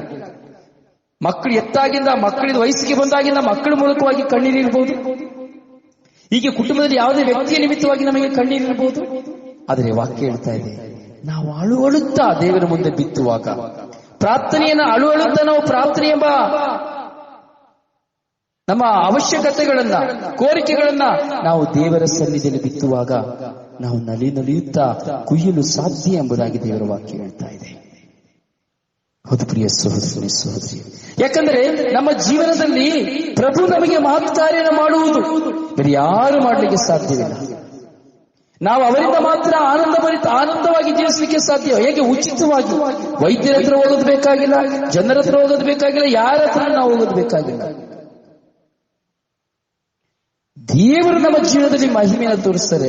ದೇವರು ನಮ್ಮ ಜೀವನದಲ್ಲಿ ಉಚಿತವಾಗಿ ಎಲ್ಲವನ್ನು ಕೊಡ್ತಾರೆ. ಅದಕ್ಕೆ ವಾಕ್ಯ ಹೇಳ್ತದೆ, ಬತ್ತಿದ ನದಿಯಲ್ಲಿ ನೀರು ಮರಳಿ ಉಕ್ಕಿ ಹರಿಯುವಂತೆ ನೀಡು ಸಿರಿ ಸೌಭಾಗ್ಯ ಹೇ ಪ್ರಭು ನಮಗೆ ಮತ್ತೆ. ಹೇಗೆ ಬತ್ತಿ ಹೋಗಿರುವ ನದಿಯಲ್ಲಿ ನೀರು ಉಕ್ಕುತ್ತದೋ ಹಾಗೆ ದೇವರು ನಮಗೆ ಸಿರಿ ಸೌಭಾಗ್ಯವನ್ನ ಕೊಡುತ್ತಾರೆ ಎಂಬ ವಿಶ್ವಾಸ ನಮಗಿರಬೇಕು. ಅವಾಗ ಏನ್ ಸಂಭವಿಸ್ತದೆ? ಉಕ್ಕಿದಾಗ ಮುಖ ತುಂಬ ನಗು, ಬಾಯಿ ತುಂಬ ಹರ್ಷಗೀತೆ. ದೇವರ ಮಹತ್ ಕಾರ್ಯವನ್ನು ನೋಡುವಾಗ, ದೇವರು ಮಾಡಿದಂತ ಈ ಅದ್ಭುತ ಕಾರ್ಯಗಳು ನಮ್ಮ ಜೀವನದಲ್ಲಿ ನಡೆಯುವಾಗ, ನಮ್ಮ ಕಣ್ಣೀರು, ನಮ್ಮ ದುಃಖ, ನಮ್ಮ ನೋವುಗಳು ನಮ್ಮಿಂದ ಕಣ್ಮರಿಯಾಗುವಾಗ ಏನಾಗ್ತದೆ? ಮುಖ ತುಂಬ ನಗು, ಬಾಯಿ ತುಂಬ ಹರ್ಷಗೀತೆ. ಡಮ್ಮಿಯಾದ ಹರ್ಷಗೀತೆ ಅಲ್ಲ. ಕೆಲವು ಸರಿ ಡಮ್ಮಿಯಾಗಿ ನಾವು ಹರ್ಷಗೀತೆ ಆಡ್ತೇವೆ. ಹಾಡು ಇಲ್ಲ, ಆದ್ರೆ ಇನ್ನೊಬ್ಬರು ನಾನು ಚೆನ್ನಾಗಿದ್ದೀನಿ ಅಂತ ಹೇಳಲಿಕ್ಕೆ ಹಾಡೋದನ್ನ ನೋಡ್ತೇವೆ. ಹೆಚ್ಚಿಸ್ಕೊಳ್ಳಿಕ್ಕಾಗಿ ಹಾಡೋದನ್ನ ನೋಡ್ತೇವೆ, ಅಥವಾ ತೋರಿಸ್ಕೊಳ್ಳಿಕ್ಕಾಗಿ ಹಾಡೋದನ್ನ ನಾವು ನೋಡ್ತೇವೆ. ಹೌದಲ್ಲ? ಅದು ನಾವು ಆಗಿದ್ದೇವೆ ಅಂತ ಯೋಚನೆ ಮಾಡಬೇಕು. ಮನಸ್ಸಲ್ಲಿ ಕಲ್ಲಿಟ್ಕೊಂಡು, ಭಾರ ಇಟ್ಕೊಂಡ್ರು, ಹೃದಯದಲ್ಲಿ ಬಂಡೆ ಇಟ್ಕೊಂಡ್ರು ಸಹ ಏನೂ ಇಲ್ಲದವರಾಗಿ ನಾವು ನಟಿಸಿ ಆಡ್ತೇವೆ. ಅದು ಹರ್ಷಗೀತೆ ಅಲ್ಲ, ಅದು ದುಃಖ ಗೀತೆ, ಅದು ಶೋಕ ಗೀತೆ, ಹರ್ಷಗೀತೆ ಇಲ್ಲ. ಆದ್ರೆ ನಾವು ಇನ್ನೊಬ್ಬರ ಮುಂದೆ ಆಡಬಹುದು, ಆದ್ರೆ ಖಂಡಿತವಾಗಿ ಅದು ದುಃಖ ಗೀತೆ, ಹರ್ಷ ಗೀತೆ ಎಲ್ಲ, ಶೋಕ ಗೀತೆ. ಹೌದು ಪ್ರಿಯ ಸಹೋದರನೇ ಸಹೋದರಿಯೇ, ನಾವು ನಮ್ಮ ಜೀವನದಲ್ಲಿ ದೇವರ ವಾಕ್ಯಗಳ ಮೂಲಕವಾಗಿ ನಾವು ಸಮಾಧಾನವನ್ನ, ಸಂತೋಷವನ್ನ, ಸಕಲವನ್ನ ನಾವು ಪಡೆದುಕೊಳ್ಳಲಿಕ್ಕೆ ಸಾಧ್ಯ. ಅದಕ್ಕೆ ಇವತ್ತು ನಾವು 2 ಕೊರಿಂಥದವರಿಗೆ ಬರೆದ ಪತ್ರದಲ್ಲಿ 4ನೇ ಅಧ್ಯಾಯದಲ್ಲಿ ನಾವು ನೋಡ್ತೇವೆ, ಆಧ್ಯಾತ್ಮಿಕ ಮಾಣಿಕ್ಯವನ್ನ ಪಡೆದಿದ್ದರೂ ಮಣ್ಣಿನ ಮಡಿಕೆಗಳಂತಿದ್ದೇವೆ. ಪ್ರಿಯರೇ, ಈ ಸಂದೇಶವನ್ನು ನೀವು ನಾಳೆ ಅಥವಾ ಇಂದು ಅಂದರೆ ನಿನ್ನೆ ದಿನ ಲೈವ್ ಅಲ್ಲಿ ನೀವು ಧ್ಯಾನಿಸಬಹುದು. 2 ಕೊರಿಂಥದವರಿಗೆ ಬರೆದ ಪತ್ರದ ಬಗ್ಗೆ ಮಾಣಿಕ್ಯ ತುಂಬಿದ ಮಡಿಕೆ ಎಂಬ ಸೆಷನ್ 8 ಭಾಗಗಳಿದೆ. ಅದರಲ್ಲಿ 7 ಭಾಗ ನೆನ್ನೆಗೆ ಕಳೆದಿದೆ. ಇವತ್ತು 9ನೆಯ ಭಾಗ. ಈ 9ನೇ ಭಾಗದ ಧ್ಯಾನವನ್ನ ನಾವು ಇವತ್ತು ನಾವು ನೋಡ್ತಾ 8ನೇ ಭಾಗವನ್ನ ನಾವು ನೋಡ್ತಾ ಇದ್ದೀವಿ. ಇವತ್ತು ನಾವು 8ನೇ ಭಾಗವನ್ನ ಲೈವ್ ಅಲ್ಲಿ ನಾವು ಧ್ಯಾನಿಸ್ತೇವೆ. ಪ್ರಿಯ, ನೀವು ಲೈವ್ಗೆ ಬರೋದಾದ್ರೆ ತುಂಬಾ ಒಳ್ಳೆದಿರ್ತದೆ. ತುಂಬಾ ಶಕ್ತವಾದಂತಹ ಕಾರ್ಯಗಳನ್ನ ಕಂಡುಕೊಳ್ಳಬಹುದು, ಅರ್ಥ ಮಾಡ್ಕೊಳ್ಬಹುದು, ಮತ್ತೊಬ್ಬರಿಗೆ ಕಲಿಸಬಹುದು. ಅದರಲ್ಲಿ ವಿಶ್ವಾಸಿಗಳಾಗಿರುವಂತಹ ನೀವು ಖಂಡಿತವಾಗಿಯೂ ಈ ಸಂದೇಶಗಳನ್ನ ಕೇಳಲಿಕ್ಕೆ ಮಿಸ್ ಮಾಡ್ಕೊಳ್ಬೇಡಿ. ಇದೆಲ್ಲ ಶ್ರೇಷ್ಠವಾದಂತಹ ಧ್ಯಾನವಾಗಿದೆ. ನೀವು ನೋಡ್ಬೋದು, ನಿನ್ನೆ ದಾನದಲ್ಲಿ ನೋಡಿದ್ರೆ, ಲೈವ್ ಅಲ್ಲಿ ನೀವು ನೋಡಿದ್ರೆ ನಿಮಗೆ ಗೊತ್ತಾಗ್ತದೆ ಆಧ್ಯಾತ್ಮಿಕ ಮಾಣಿಕ್ಯ ಅಂದ್ರೆ ಯಾವುದು, ಮಣ್ಣಿನ ಮಡಿಕೆ ಅಂದ್ರೆ ಯಾವುದು ಎಂಬಂತಹ ಸವಿಸ್ತಾರವಾದಂತಹ ಧ್ಯಾನವನ್ನ ನೀವು ನಿನ್ನೆ ಧ್ಯಾನದಲ್ಲಿ ನೀವು ನೋಡ್ಬೋದು. ಮಾಣಿಕ್ಯ ಅಂದ್ರೆ ಯಾರು, ಈ ಮಾಣಿಕ್ಯವಾಗಿ ಇದ್ದವರು ಯಾರು, ಬೈಬಲ್ ನಲ್ಲಿ 3 ಜನ ಮಾಣಿಕ್ಯವಾಗಿದ್ದರು. ಈ 3 ಜನರಲ್ಲಿ ಯಾರ್ಯಾರು ಎಂಬುದಾಗಿ 3 ದಿನದ ವಿವರಣೆಯನ್ನ ನೋಡಬಹುದು. ಹಾಗೆ 7 ಭಾಗಗಳು ಮುಗಿದಿದೆ. ಇವತ್ತು 8ನೇ ಭಾಗವನ್ನ ನೀವು ನೋಡಬಹುದು. ಲೈವ್ಗೆ ಬಂದ್ರೆ ಈ ಧ್ಯಾನವನ್ನ ನೀವು, ಈ ಮಾಣಿಕ್ಯ ತುಂಬಿದ ಮಡಿಕೆಯ ಧ್ಯಾನವನ್ನ ಪೂರ್ತಿಕರಿಸುವುದನ್ನ ನೋಡಬಹುದು. ಹಲ್ಲೆಲೂಯಾ. ಒಂದು ಪಕ್ಷ ನಿಮಗೆ ಫೇಸ್ಬುಕ್ ಇದ್ರೆ ಖಂಡಿತವಾಗಿ ನಿಮ್ಮ ವಾಟ್ಸ್ಆಪ್ ಅಲ್ಲಿ ಲಿಂಕ್ ಸಹ ಕಳಿಸ್ತಾ ಇದ್ದೀನಿ. ಆ ಲಿಂಕ್ಗಳನ್ನ ದಯವಿಟ್ಟು ಕ್ಯಾಚ್ ಮಾಡಿ ನೋಡಿ. ಅದು ಒಂದು ದಿನದ ಮುಂಚಿತವಾದ ಧ್ಯಾನವಾಗಿರ್ತದೆ, ಹಿಂದಿನ ದಿನದ ಧ್ಯಾನವಾಗಿರ್ತದೆ. ಯಾಕೆಂದ್ರೆ ಅಪ್ಲೋಡ್ ಮಾಡಬೇಕಾಗಿರೋದ್ರಿಂದ ಅಪ್ಲೋಡ್ಗೆ ಸಮಯ ತಗೊಳ್ಳಿದ್ರಿಂದ ಯೂಟ್ಯೂಬ್ ಅಲ್ಲಿ ನೋಡ್ಲಿಕ್ಕೆ ಆಗುದಿಲ್ಲ. ಅದರಿಂದ ನಿಮಗೂ ಅದನ್ನ ಪ್ರತಿದಿನ ನಿಮಗೆ ನಾವು ಶೇರ್ ಮಾಡ್ತಾ ಇದ್ದೀವಿ. ಯೂಟ್ಯೂಬ್ ಮುಖಾಂತರವಾಗಿ ಒಡಬರ್ಣ ಲೈವ್ ಅನ್ನ ಶೇರ್ ಮಾಡ್ತಾ ಇದ್ದೀವಿ. ದಯವಿಟ್ಟು ಎಲ್ಲರೂ ಸಬ್ಸ್ಕ್ರೈಬ್ ಮಾಡಿ. ದಯವಿಟ್ಟು ಆ ಸ್ವರ್ಗೀಯಾತ್ರೆ ಚಾನೆಲ್ ನ ಸಬ್ಸ್ಕ್ರೈಬ್ ಮಾಡಿ. ದಯವಿಟ್ಟು ಪ್ರಭು ಯೇಸುವಿನ ನಾಮದಲ್ಲಿ ಕೇಳಿಕೊಳ್ತೇನೆ, ನಿಮ್ಮ ಸ್ನೇಹಿತರಿಗೂ ಮಿತ್ರರಿಗೂ ಸಹ ಹೇಳಿ ಸಬ್ಸ್ಕ್ರೈಬ್ ಆಗಲಿಕ್ಕೆ ದಯವಿಟ್ಟು ಸಹಾಯ ಮಾಡಿ. ಇದರ ಮುಖಾಂತರವಾಗಿ ಇನ್ನೂ ಹೆಚ್ಚು ದೇವರ ವಾಕ್ಯವನ್ನು ಸಾರಲಿಕ್ಕೆ ನಮಗೆ ಅವಕಾಶ ಸಿಗ್ತದೆ. ಬೇರೆ ಯಾವ ದೃಷ್ಟಿಯಿಲ್ಲ. Praise the lord. ಹಲ್ಲೆಲೂಯಾ. ಹೀಗೆ ಮಾಣಿಕ್ಯ ತುಂಬಿದ ಮಡಿಕೆಗಳು, ಈ ಆಧ್ಯಾತ್ಮಿಕ ಮಾಣಿಕ್ಯವನ್ನ ಪಡೆದಿದ್ದರೂ ಮಣ್ಣಿನ ಮಡಿಕೆಗಳಾಗಿದ್ದೇವೆ ಎಂಬುವಂತಹ ವಿಷಯವನ್ನ ನಾವು ಕೊರಿಂಥದವರಿಗೆ ಬರೆದ ಪತ್ರದಲ್ಲಿ ಸಂತ ಪೌಲರು ಹೇಳಿದಂತಹ ನುಡಿಗಳನ್ನು ನಾವು ನೋಡ್ತೇವೆ. ಇಂದು ನೀವು ಲೈವ್ಗೆ ಬರೋದಾದ್ರೆ ಇದೇ ವಾಕ್ಯದ ಪೂರ್ತೀಕರಣ ಇಂದು ಲೈವ್ ಅಲ್ಲಿ ನೀವು ನೋಡಬಹುದು. 3:30 ಗಂಟೆಗೆ ಸರಿಯಾಗಿ ಇದೇ ವಾಕ್ಯ 7ರಿಂದ ಈ 15 ವಾಕ್ಯದ ಒಳಗಿರುವಂತಹ ವಾಕ್ಯಗಳ ಒಂದು ವಿಶೇಷವನ್ನ ನಾವು ಈ ದಿನದಲ್ಲಿ ನಾವು ಧ್ಯಾನಿಸಬಹುದು. Praise the Lord, praise the Lord, praise the Lord. ಹೌದು ಪ್ರಿಯ, ಯಾಕೆಂದರೆ ದೇವರಲ್ಲಿ ಭರವಸೆ ಇಟ್ಟಿರುವಂತಹ ದೇವರ ಮಕ್ಕಳಾಗಿರುವ ನಾವು ಮಾಣಿಕ್ಯವಾಗಿ ನಾವು ಬೆಳಗಬೇಕು, ಮತ್ತೊಬ್ಬರಿಗೆ ಆಕರ್ಷಣೀಯವಾಗಿ ನಾವು ಬೆಳಗಬೇಕು. ನಾನು ಅದೇ ನೆನ್ನೆ ದಿನದಲ್ಲಿ ನಾನು ಹೇಳಿದೆ, ಮಣ್ಣಿನಿಂದ ಬಂದವರು ನಾವು. ಮಡಕೆ ಅಂದ್ರೆ ಮಣ್ಣು. ಒಂದು ಮಡಿಕೆ ಯಾವುದರಿಂದ ಉಂಟು ಮಾಡುವುದು? ಮಣ್ಣು. ಮಣ್ಣಿಗೆ ಒಂದು ಆಕಾರ ಇದೆ. ಹಾಗೆ ದೇವರು ನಮಗೆ ಒಂದು ಆಕಾರವನ್ನು ಕೊಟ್ಟಿದ್ದಾರೆ. ಯಾವುದರಿಂದ? ಮಣ್ಣಿನಿಂದ. ಹೀಗೆ ಮಣ್ಣಿಗೆ ಒಂದು ಆಕಾರ ಮಡಿಕೆ, ನಮಗೆ ಒಂದು ಆಕಾರ, ಒಂದು ರೂಪ. ಮಡಿಕೆಗೂ ಸಹ ಆಕಾರ, ರೂಪ. ಹೀಗಿರುವಾಗ ದೇವರು ನಮ್ಮನ್ನ ಮಣ್ಣಿನಿಂದ ಸೃಷ್ಟಿ ಮಾಡಿದ್ರು. ಮಣ್ಣಿನಿಂದ ನಾವು ಸೃಷ್ಟಿ ಮಾಡಿದ್ರು ಸಹ ಇವತ್ತು ಮಣ್ಣನ್ನೇ ತಿಂತಾ ಇದ್ದೇವೆ. ನಾವು ಸೃಷ್ಟಿಯಾದದ್ದು ಮಣ್ಣಿನಿಂದ, ತಿಂತಾ ಇರುವುದು ಮಣ್ಣಿನಿಂದ, ಮಣ್ಣನ್ನೇ ಸಾಯುವುದು ಮಣ್ಣಿನಲ್ಲೇ. ಹೌದಲ್ಲ? ನಾವು ಮಣ್ಣನ್ನೇ ತಿಂತಾ ಇರೋದು, ಬೇರೆ ಏನ್ ತಿಂತಾ ಇದ್ದೀವಿ? ಒಳ್ಳೆ ಆಪಲ್ ತಿಂತಾ ಇದೀವಿ ಬ್ರದರ್, ಒಳ್ಳೆ ಖರ್ಜೂರ ತಿಂತಾ ಇದೀವಿ ಬ್ರದರ್, ಒಳ್ಳೆ ಮಾಂಸ ತಿಂತಾ ಇದೀವಿ ಬ್ರದರ್, ಒಳ್ಳೆ ತರಕಾರಿ ತಿಂತಾ ಇದೀವಿ, ಒಳ್ಳೆ ಸೊಪ್ಪು ತಿಂತಾ ಇದೀವಿ, ರುಚಿ ರುಚಿಯಾಗಿ ತಿಂತಾ ಇದೀವಿ. ನೀವೇನ್ ಮಣ್ಣು ತಿಂತಾ ಇದ್ರಿ ಅಂತ ಹೇಳ್ತಾ ಇದ್ದೀರಲ್ಲ? ಇಲ್ಲ, ನಾವು ತಿಂತಾ ಇರೋದೇ ಮಣ್ಣು. ಯಾಕೆಂದ್ರೆ ಮಣ್ಣಿಂದ ಹುಟ್ಟಿದ್ದೇವೆ, ಮಣ್ಣನ್ನೇ ತಿಂತೇವೆ, ಮಣ್ಣಿಗೆ ಹೋಗಿರ್ತೇವೆ. ಅದೇಗೆ ಒಳ್ಳೆ ಹಣ್ಣು ಹಪ್ಪಳಗಳನ್ನ ತಿಂತಾ ಇದೀವಿ. Yes, correct. ಭತ್ತ, ರಾಗಿ, ಜೋಳ, ಗೋಧಿ, ಎಲ್ಲ ದವಸ ಧಾನ್ಯ ಎಲ್ಲ, ಎಸ್, ಆದ್ರೆ ಎಲ್ಲ ಮಣ್ಣೆ. ಪ್ರಿಯರೇ, ನಾವು ತಿನ್ನುತ್ತಾ ಇರುವುದು ಭೂಮಿಯ ಸಾರ, ಒಂದು ಬೀಜ ಅಷ್ಟೇ. ಆದರೆ ನಾವು ತಿನ್ನುತ್ತಾ ಇರುವುದೆಲ್ಲವೂ ಭೂಮಿಯ ಸಾರ, ಮಣ್ಣು. ಅದಕ್ಕೆ ನಾವು ತಿಂದದ್ದು ಸಹ ಮಣ್ಣಿಗೆ ಹೋಗುವಂಥದ್ದು ಜೀರ್ಣವಾದ ಮೇಲೆ. ತರಕಾರಿನ ತಿನ್ಬಹುದು, ಎಲ್ಲಿ ಬೆಳೆಯುವುದು? ಭೂಮಿಯಲ್ಲಿ, ಮಣ್ಣಿನಿಂದ. ಅದು ಮಣ್ಣಿನ ಸಾರ. ಹಣ್ಣು ಹಪ್ಪಲುಗಳು ಎಲ್ಲಿ? ಭೂಮಿಯಲ್ಲಿ, ಮಣ್ಣಿನ ಸಾರ. ಕುಡಿಯುವ ನೀರು ಎಲ್ಲಿಂದ? ಭೂಮಿಯಿಂದ, ಮಣ್ಣಿನ ಸಾರ. ಮಾಂಸ, ಕೋಳಿ ಮಾಂಸ, ಕುರಿ ಮಾಂಸ, ಯಾವುದ್ಯಾವುದೋ ಮಾಂಸ ಎಲ್ಲಿಂದ? ಅವುಗಳೆಲ್ಲವೂ ತಿನ್ನುವುದು ಯಾವುದಲ್ಲ? ಮಣ್ಣಿನಲ್ಲಿ ಉತ್ಪತ್ತಿಯಾದಂತಹ ಎಲೆಗಳನ್ನ, ಸೊಪ್ಪುಗಳನ್ನ, ಪ್ರಕೃತಿಯಲ್ಲಿ ಸಿಕ್ಕುವಂಥದ್ದನ್ನ. ಪ್ರಕೃತಿ ಎಲ್ಲಿಂದ? ಮಣ್ಣಿನಿಂದ.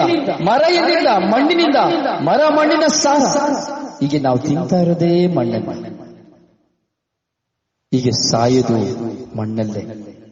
ನಮ್ಮ ಮರಣವೂ ಸಹ ಮಣ್ಣಲ್ಲೇ, ಮಣ್ಣಿಗೆ ಹೋಗ್ತದೆ. ಆದರೆ ನಾವು ಮಣ್ಣಾಗಿ ಜನಿಸಿ, ಮಣ್ಣಾಗಿ ರೂಪ ತಾಳಿ, ಮಣ್ಣನ್ನ ತಿಂದು ನಾವು ಮಣ್ಣಿಗೆ ಹೋಗ್ಲಿಕ್ಕೆ ಮುಂಚಿತವಾಗಿ ನಾವು ಮಾಣಿಕ್ಯವಾಗಬೇಕು. ಮಣ್ಣಲ್ಲೇ ಒಂದು ಬಂಗಾರನ ನಾವು ನೋಡ್ಲಿಕ್ಕೆ ಸಾಧ್ಯ, ಮಣ್ಣಿನಲ್ಲೇ. ಹೌದಲ್ಲ? ಒಂದು ಮಣ್ಣಲ್ಲೇ ಬಂಗಾರ ನೋಡ್ಲಿಕ್ಕೆ ಸಾಧ್ಯ. ಒಂದು ವಜ್ರ ಮಣ್ಣಿನಲ್ಲೇ ನೋಡ್ಲಿಕ್ಕೆ ಸಾಧ್ಯ. ಮುತ್ತುಗಳು ಮಣ್ಣಿನಲ್ಲೇ ನೋಡ್ಲಿಕ್ಕೆ ಸಾಧ್ಯ. ಹಲ್ಲೆಲೂಯಾ, ಹಲ್ಲೆಲೂಯಾ, ಹಲ್ಲೆಲೂಯಾ. ಹೌದು ಪ್ರಿಯ ಸಹೋದರನೇ, ಸಹೋದರಿ, ನಾವು ಆಧ್ಯಾತ್ಮಿಕ ಮಾಣಿಕ್ಯವನ್ನ ಪಡೆದಿದ್ರೂ ಸಹ ಮಣ್ಣಿನ ಮಾಣಿಕ್ಯಗಳಾಗಿ ಜೀವಿಸಿದ್ದೇವೆ. ದೇವರು ನಮಗೆ ಜ್ಞಾನವೆಂಬ ಮಾಣಿಕ್ಯವನ್ನ ಕೊಟ್ಟಿದ್ರು, ಜ್ಞಾನವೆಂಬ ವಿಶ್ವಾಸವನ್ನು ಕೊಟ್ಟಿದ್ರು ಸಹ ಜ್ಞಾನವೆಂಬ ಪವಿತ್ರಾತ್ಮವನ್ನು ನಮಗೆ ಕೊಟ್ಟಿದ್ರು ಸಹ, ಜ್ಞಾನವೆಂಬ ವರದಾನಗಳನ್ನು ನಮಗೆ ಕೊಟ್ಟಿದ್ರು ಸಹ, ಜ್ಞಾನವೆಂಬ ವಿವೇಕವನ್ನು ನಮಗೆ ಕೊಟ್ಟಿದ್ರು ಸಹ, ಜ್ಞಾನವೆಂಬ ಪ್ರಾರ್ಥನೆಯನ್ನು ನಮಗೆ ಕೊಟ್ಟಿದ್ರು ಸಹ, ಜ್ಞಾನವೆಂಬ ಶಕ್ತಿಯನ್ನು ಕೊಟ್ಟಿದ್ರು ಸಹ, ಮಾಣಿಕ್ಯವಾಗಿ ಕೊಟ್ಟಿದ್ರು ಸಹ ನಾವು ಅವುಗಳನ್ನ ನಿರಾಕರಿಸಿ ಹೋಗ್ಬಿಡ್ತಾ ಇದ್ದೇವೆ, ಅವುಗಳನ್ನ ತ್ಯಜಿಸಿ ಹೋಗ್ಬಿಡ್ತಾ ಇದ್ದೇವೆ. Praise the lord.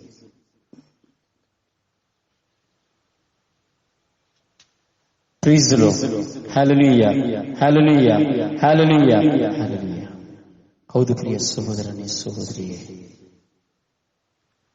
ಮಾಣಿಕ್ಯವಾಗಿರುವಂತಹ ಪವಿತ್ರ ಆತ್ಮನ ನಾವು ಕಳೆದುಕೊಳ್ಳುವಾಗ ನಾವು ಮಣ್ಣಾಗಿ ಹೋಗ್ತೇವೆ. ಆ ಮಾಣಿಕ್ಯವೇ ಪವಿತ್ರ ಆತ್ಮ. ಪವಿತ್ರ ಆತ್ಮವನ್ನು ಧರಿಸಿಕೊಂಡ ಜೀವನವೇ ಮಾಣಿಕ್ಯಕ್ಕೆ ಸಮಾನವಾದದ್ದು, ಆಧ್ಯಾತ್ಮಿಕ ಮಾಣಿಕ್ಯ. ಅದೇ ನೆನೆ ದಿನದಲ್ಲಿ ನಾವು ಧ್ಯಾನಿಸಿದೆವು. ಈ ಆಧ್ಯಾತ್ಮಿಕ ಮಾಣಿಕ್ಯ ಪಡೆದಿದ್ದವರು ಯಾರು? ಪರಿಶುದ್ಧ ತಾಯಿ ಮಾತೆ ಮರಿಯಮ್ಮನವರು.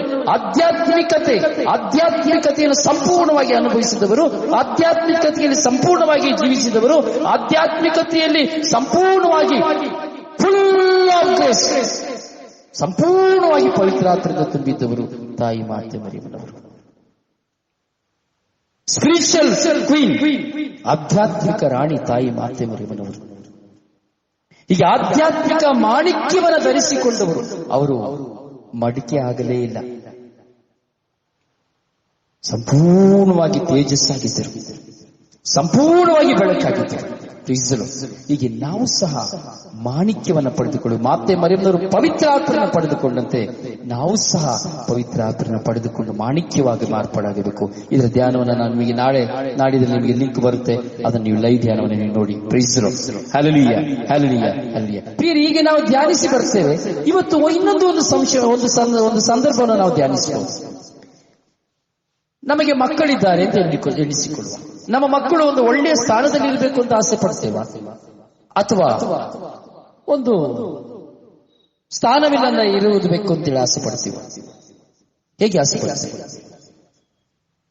ಪಡ್ತೇವೆ? ನಮ್ಮ ಮಕ್ಕಳಿಗೆ ಒಂದು ಸ್ಥಾನಮಾನ ಸಿಕ್ಕಬೇಕು, ಒಂದು ಒಳ್ಳೆ ಡಿಗ್ನಿಟಿ ಸಿಕ್ಕಬೇಕು, ಒಂದು ಒಳ್ಳೆ ಅಧಿಕಾರ ಸಿಕ್ಕಬೇಕು, ಒಂದು ಒಳ್ಳೆಯ ಪ್ರಗತಿ ಆಗಬೇಕು ಎಂಬುದಾಗಿ ನಾವು ಆಸೆ ಪಡ್ತೇವೆ ಅಲ್ಲ? ಇದೇ ಒಂದು ಚಿಂತೆ ಇವತ್ತು ನಾವು ಶುಭ ಸಂದೇಶದಲ್ಲಿ ನಾವು ನೋಡ್ತೇವೆ. ಮತ್ತಾಯನ ಶುಭ ಸಂದೇಶದಲ್ಲಿ ನಾವು ನೋಡ್ತೇವೆ. ನಾವು ನೋಡುದು ಯಾರನ್ನ? ಯಾಕೋಬರನ್ನ ನೋಡುದು. ಇವತ್ತು ಯಾಕೋಬರ ಹಬ್ಬವನ್ನ ನಾವು ಮಾಡ್ತಾ ಇದೀವಿ ಅಲ್ವಾ? ನೋಡಿ, ಜೆಬದಾಯನ ಮಕ್ಕಳ ತಾಯಿಯಾಗಿ ತನ್ನ ಇಬ್ಬರು ಮಕ್ಕಳೊಂದಿಗೆ ಯೇಸು ಸ್ವಾಮಿ ಹತ್ರ ಬರ್ತಾರೆ. ಬಂದು ಕೇಳ್ತಾರೆ, ಸ್ವಾಮಿ ನನಗೆ ನಿಮ್ಮಿಂದ ಒಂದು ಹೆಲ್ಪ್ ಆಗ್ಬೇಕು. ಸೀದಾ ಹೋಗಿ ಕಾಲಿಗೆ ಬಿಡ್ತಾರೆ, ಸ್ವಾಮಿ ನಿಮ್ಮಿಂದ ನನಗೊಂದು ಹೆಲ್ಪ್ ಆಗ್ಬೇಕು. ನಾವಾಗೆ ಅಲ್ಲ, ಯಾರಿಗಾದ್ರೂ ಏನಾದ್ರೂ ನಮ್ಗೊಂದು ಅವಶ್ಯಕತೆ ಆಗಿರೋದು ಬೇಕು ಅಂದ್ರೆ ಒಂದು ಅಧಿಕಾರಿ ಅಥವಾ ಒಂದು ಮಿನಿಸ್ಟ್ರು, ಸೊ ಯಾರು ದೊಡ್ಡವರು ಇದ್ರೆ ಏನ್ ಮಾಡ್ತೀವಿ? ಸೀದಾ ಹೋಗಿ ಕಾಲಿಗೆ ಬಿಡ್ತೀವಿ. ಒಂದು ನಮ್ಮ ಮಕ್ಕಳಿಗೆ ಕೆಲಸ ಸಿಕ್ಬೇಕಾದ್ರೆ ಹೌದಲ್ಲ, ಹಾಗೆ ಸೀದಾ ಹೋಗಿ ಕಾಲಿಗೆ ಬಿಡ್ತೀವಿ. ಸ್ವಾಮಿ ನಿಮ್ಮಿಂದ ನನಗೊಂದು ಹೆಲ್ಪ್ ಆಗ್ಬೇಕು ಸ್ವಾಮಿ. ಯಾಕಪ್ಪ, ಏನಮ್ಮ, ಏನ್ ಹೆಲ್ಪ್ ಆಗ್ಬೇಕು? ಯಾಕೆ ನಿನಗೆ ಕಾಲಿಗೆ ಬಿಡ್ತಾ ಇದೀಯಾ? ಏನ್ ಓಕೆ ಹೇಳು, ನಿನ್ಗೆ ಏನ್ ಆಗ್ಬೇಕಾಗಿದೆ ಹೇಳು, ನಿನ್ ಕೋರಿಕೆ ಏನ್ ಹೇಳು, ನಿನ್ ಇಂಟೆನ್ಷನ್ ಹೇಳು, ಏನ್ ಹೆಲ್ಪ್ ಮಾಡ್ಬೇಕು ಹೇಳುತ್ತಾ ನಾವು ಕೇಳ್ತೀವಿ ಅಲ್ವೋ? ಇದೇ ರೀತಿ ಈ ತಾಯಿ ಯೇಸು ಸ್ವಾಮಿಯ ಕಾಲಲ್ಲಿ ಹೋಗಿ ಬಿಡ್ತೀವಿ. ಕೇಳ್ತಾರೆ, ಸ್ವಾಮಿ ಏನು ಮಾಡಬೇಕಾಗಿದೆ, ಏನು ವಿಷಯ? ಆಗ ಆ ತಾಯಿ ಆಸೆ ನೋಡಿ, ಯೇಸು ಸ್ವಾಮಿಯ ಜೊತೆ ಇದ್ದಿದ್ದಲ್ಲ ತನ್ನ ಮಕ್ಕಳು.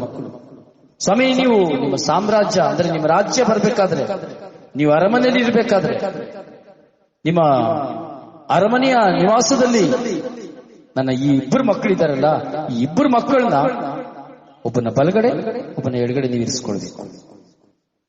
ಎಲ್ರಿಗಿಂತ ಮುಂಚೆ ನಾನೇ ನಿಮ್ಮ ಹತ್ರ ಬಂದು ಕೇಳ್ಕೊಂಡ್ಬಿಡ್ತಾ ಇದ್ದೀನಿ, ನಮ್ಮ ಮಕ್ಕಳನ್ನ ಕೈ ಬಿಟ್ಟು ಬಿಡಬೇಡಿ. ಒಬ್ಬನ ಬಲಗಡೆ ಒಬ್ಬನ ಎಡಗಡೆ ನೀವು ಇರಿಸ್ಕೊಳ್ಬೇಕು. ಹಾಗೆ ನೀವು ನನಗೆ ಅಪ್ಪಣೆ ಕೊಡಬೇಕು. ಕೇಳ್ತಾರೆ, ನೋಡಿ ಹೇಗಿದೆ, ಎಲ್ಲಿ 10 ಜನ ಶಿಷ್ಯರು ಬೇರೆಯವರು ಕೇಳಿಬಿಡ್ತಾರೋ ಅಂತೇಳಿ ತಾಯಿ ಆದವಳು ತನ್ನ ಮಕ್ಕಳನ್ನ ಸ್ಥಾನಕ್ಕೆ ಇರಿಸಬೇಕೆಂದು. ಯಾಕಂದ್ರೆ ಯೇಸು ಸ್ವಾಮಿ ಒಂದು ಇಸ್ರಾಯೇಲಿನ ಅರಸರಾಗ್ತಾರೆ ಎಂಬಂತಹ ಮನೋಭಾವನೆ ಎಲ್ಲರಿಗೂ ತುಂಬಿ ಹೋಗಿತ್ತು, ರಾಜರಾಗಿ ಬಿಡ್ತಾರೆ ಅಂತ. ಹಾಗೆ ರಾಜರಾಗಬೇಕಾದ್ರೆ ರಾಜ ವೈಭವದಲ್ಲಿ ಯೇಸು ಸ್ವಾಮಿ ಹೇಳಿದ್ರೆ ನನ್ನ ಮಕ್ಕಳು ಬಲಗಡೆ ಎಡಗಡೆ ನನ್ನ ಮಕ್ಕಳೇ ಇರಬೇಕು ಎಂಬುವಂತ ಆಸೆ ತಾಯಿ ತಂದೆಗೆ. ಅದು ಪ್ರತಿಯೊಬ್ಬರಿಗೂ ಬರ್ತದೆ ಅಲ್ವಾ? ನಮಗೂ ಅಷ್ಟೇ ಬರ್ತಲ್ಲ. ಒಂದು ಸ್ಕೂಲಲ್ಲಿ ಒಂದು ಪ್ರೋಗ್ರಾಮ್ ನಡಿಬೇಕಾದ್ರೆ ನನ್ನ ಮಗು ಮುಂದೆ ಇರಬೇಕು, ಹೌದಲ್ಲ? ನನ್ನ ಮಗು ಒಳ್ಳೆ ನಂಬರ್ ತಗೊಳ್ಬೇಕು, ಅವ್ರಿಗಿಂತ ಚೆನ್ನಾಗಿರಬೇಕು, ಚೆನ್ನಾಗಿ ಬೆಳಿಬೇಕು, ಚೆನ್ನಾಗಿ ಕೆಲಸ ಮಾಡಬೇಕು, ಒಳ್ಳೆ ಸ್ಥಾನಮಾನ ಸಿಕ್ಕಬೇಕು. ಇದು ಪ್ರತಿಯೊಂದು ತಂದೆ ತಾಯಿಯ ಆಸೆ. ಆಗಿರುವಾಗ ಈ ಜೆಬೆದಾಯನ ಮಕ್ಕಳಿಗೆ ತಾಯಿಗೆ ಬರ್ಲಿಕ್ಕೆ ಇರ್ತದ, ಬರಲೇಬೇಕು. ಆಗ ಹೇಳ್ತಾರೆ, ಯೇಸಮ್ಮ ಹೇಳ್ತಾರೆ, ಅಲ್ಲಮ್ಮ ನೀನ್ ಏನ್ ಕೇಳ್ಕೊಳ್ತಾ ಇರೋದು ನನಗೆ ಗೊತ್ತಾ? ನಾನ್ ಕುಡಿಬೇಕಾಗಿರೋ ಲೋಟದಲ್ಲಿ ನೀನ್ ಕುಡಿಯಕ್ಕಾಗ್ತದಮ್ಮ?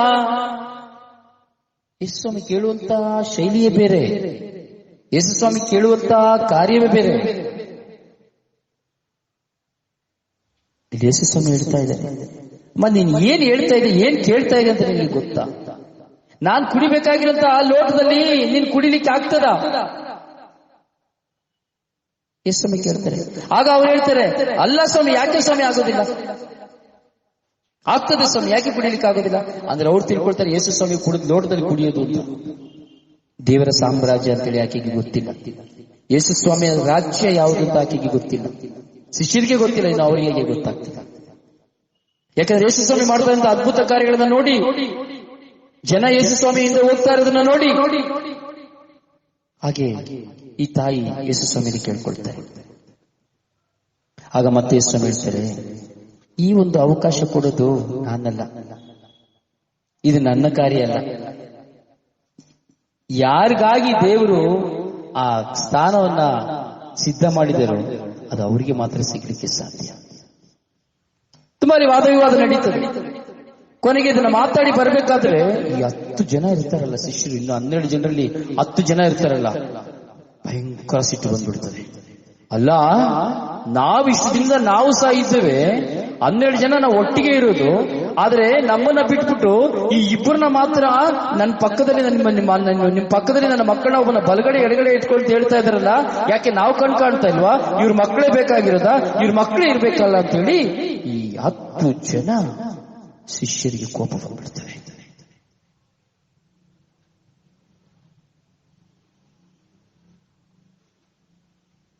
ಸಿಟ್ಟುಕೊಂಡ್ರು ಎಂಬುದಾಗಿ ದೇವರ ವಾಕ್ಯ ಹೇಳ್ತದೆ. ಉಳಿದ 10 ಮಂದಿ ಶಿಷ್ಯರು ಇದನ್ನು ಕೇಳಿದಾಗ ಆ 2 ಸಹೋದರರ ಮೇಲೆ ಸಿಟ್ಟುಕೊಂಡ್ರು ಅಂತ. ಅಂದ್ರೆ 12 ಜನ ಪ್ರೇಷಿತರು, 12 ಜನರಲ್ಲಿ ನೋಡಿ ಯೇಸುಸ್ವಾಮಿಯ ಜೊತೆ ಇದ್ದವರು, ಎಲ್ಲವನ್ನ ವಾಕ್ಯವನ್ನ ಕೇಳ್ತಾ ಇದ್ದವರು, 10 ಜನರಿಗೂ 2 ಜನರ ಮೇಲೆ ಸಿಟ್ಟು ಬಂದ್ಬಿಡ್ತದೆ. ಹೀಗಿರುವಾಗ ಕುಟುಂಬದಲ್ಲಿ ಸಿಟ್ಟು ಬರೋದು ಸರಿನಾ ತಪ್ಪ? ಸಮೂಹದಲ್ಲಿ ಸಿಟ್ಟು ಬರೋದು ಸರಿನಾ ತಪ್ಪ? ಪ್ರಿಯರೇ, ಕೆಲವು ಸಾರಿ ನಮ್ಮ ಪ್ರಶ್ನೆಗಳು, ನಮ್ಮ ಆಸೆಗಳು, ನಮ್ಮ ಆಕಾಂಕ್ಷೆಗಳು ವ್ಯತ್ಯಸ್ತವಾಗಿರುತ್ತದೆ. ಈ ಜಗಳ ದೊಡ್ಡದಾಗಿ ಹೋಗ್ತದೆ. ಕೊನೆಗೆ ಯೇಸುಸ್ವಾಮಿ 10 ಜನರನ್ನ ಕರೀತಾರೆ, ಪಂಚಾಯಿತಿಗೆ ಕರೀತಾರೆ. ಬನ್ರಪ್ಪ. ಯೇಸುಸ್ವಾಮಿ ಶಿಷ್ಯನೆಲ್ಲ ಒಂದು ಕಡೆ ಕರೀತಾರೆ. ಈ ಸಿಟ್ಟನ್ನ ನೋಡ್ಬಿಡ್ತಾರೆ, ಅಲ್ಲಿ ತುಂಬಾ ಘರ್ಷಣೆ ಆಗ್ತದೆ. ಇಬ್ಬರ ಮೇಲೆ 10 ಜನ ಬಿದ್ದು ಬಿಡ್ತಾರೆ. ಕೊನೆಗೆ ಯೇಸುಸ್ವಾಮಿ ಯೇಸುವಾದರೂ ಶಿಷ್ಯರನ್ನೆಲ್ಲ ತಮ್ಮ ಬಳಿಗೆ ಕರೀತಾರೆ. ಅಯ್ಯ, ಲೋಕದಲ್ಲಿರುವಂತಹ ಅಧಿಕಾರಿಗಳು ಜನಗಳ ಮೇಲೆ ದರ್ಪದಿಂದ ಅಧಿಕಾರ ಮಾಡ್ತಾರೆ, ದೊರೆತನ ಮಾಡ್ತಾರೆ. ಹೌದಲ್ಲ? ಅಧಿಕಾರಿಗಳು ದರ್ಪದಿಂದ ಜನರ ಮೇಲೆ ಅಧಿಕಾರ ಮಾಡ್ತಾರೆ. ನಾವು ನೋಡ್ತಾ ಇದೀವಿ ಸಮಾಜದಲ್ಲಿ ದರ್ಪದಿಂದ ಮಾಡುವಂತಹ ಅಧಿಕಾರ.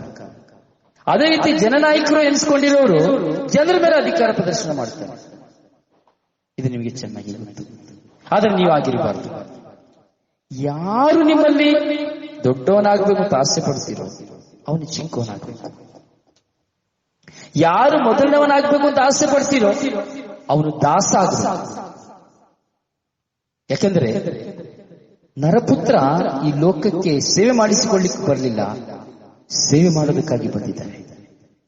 ಇನ್ನೊಬ್ಬರ ಉದ್ಧಾರಕ್ಕಾಗಿ, ತನ್ನ ಪ್ರಾಣವನ್ನು ಈಡುಕೊಡುವುದಕ್ಕಾಗಿ ಬಂದಿದ್ದಾನೆ ಎಂಬುದಾಗಿ ಯೇಸುಸ್ವಾಮಿ ತನ್ನ ನಿಮಿತ್ತವ, ತನ್ನ ಮೂಲಕ, ತನ್ನನ್ನು ಕುರಿತು ಶಿಷ್ಯರಲ್ಲಿ ಹೇಳ್ತಾರೆ. ಆದ್ರೆ ಶಿಷ್ಯರಿಗೆ ಗೊತ್ತಿಲ್ಲ ಅದು ಯೇಸುಸ್ವಾಮಿಯನ್ನು ಕುರಿತೇ ಹೇಳ್ತಾ ಇದ್ದಾರೆ ಎಂಬುದಾಗಿ. ಪ್ರಿಯರೇ, ನಮಗೂ ಸಹ ಎಷ್ಟು ಆಸೆಗಳಿರ್ತದೆ.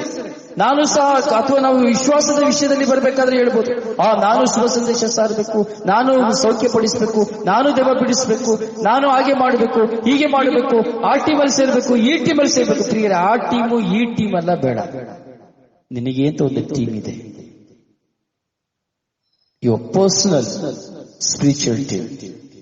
ವೈಯಕ್ತಿಕವಾಗಿ ನೀನು ಕುಳಿತು ಪ್ರಾರ್ಥಿಸುವಂಥದ್ದು.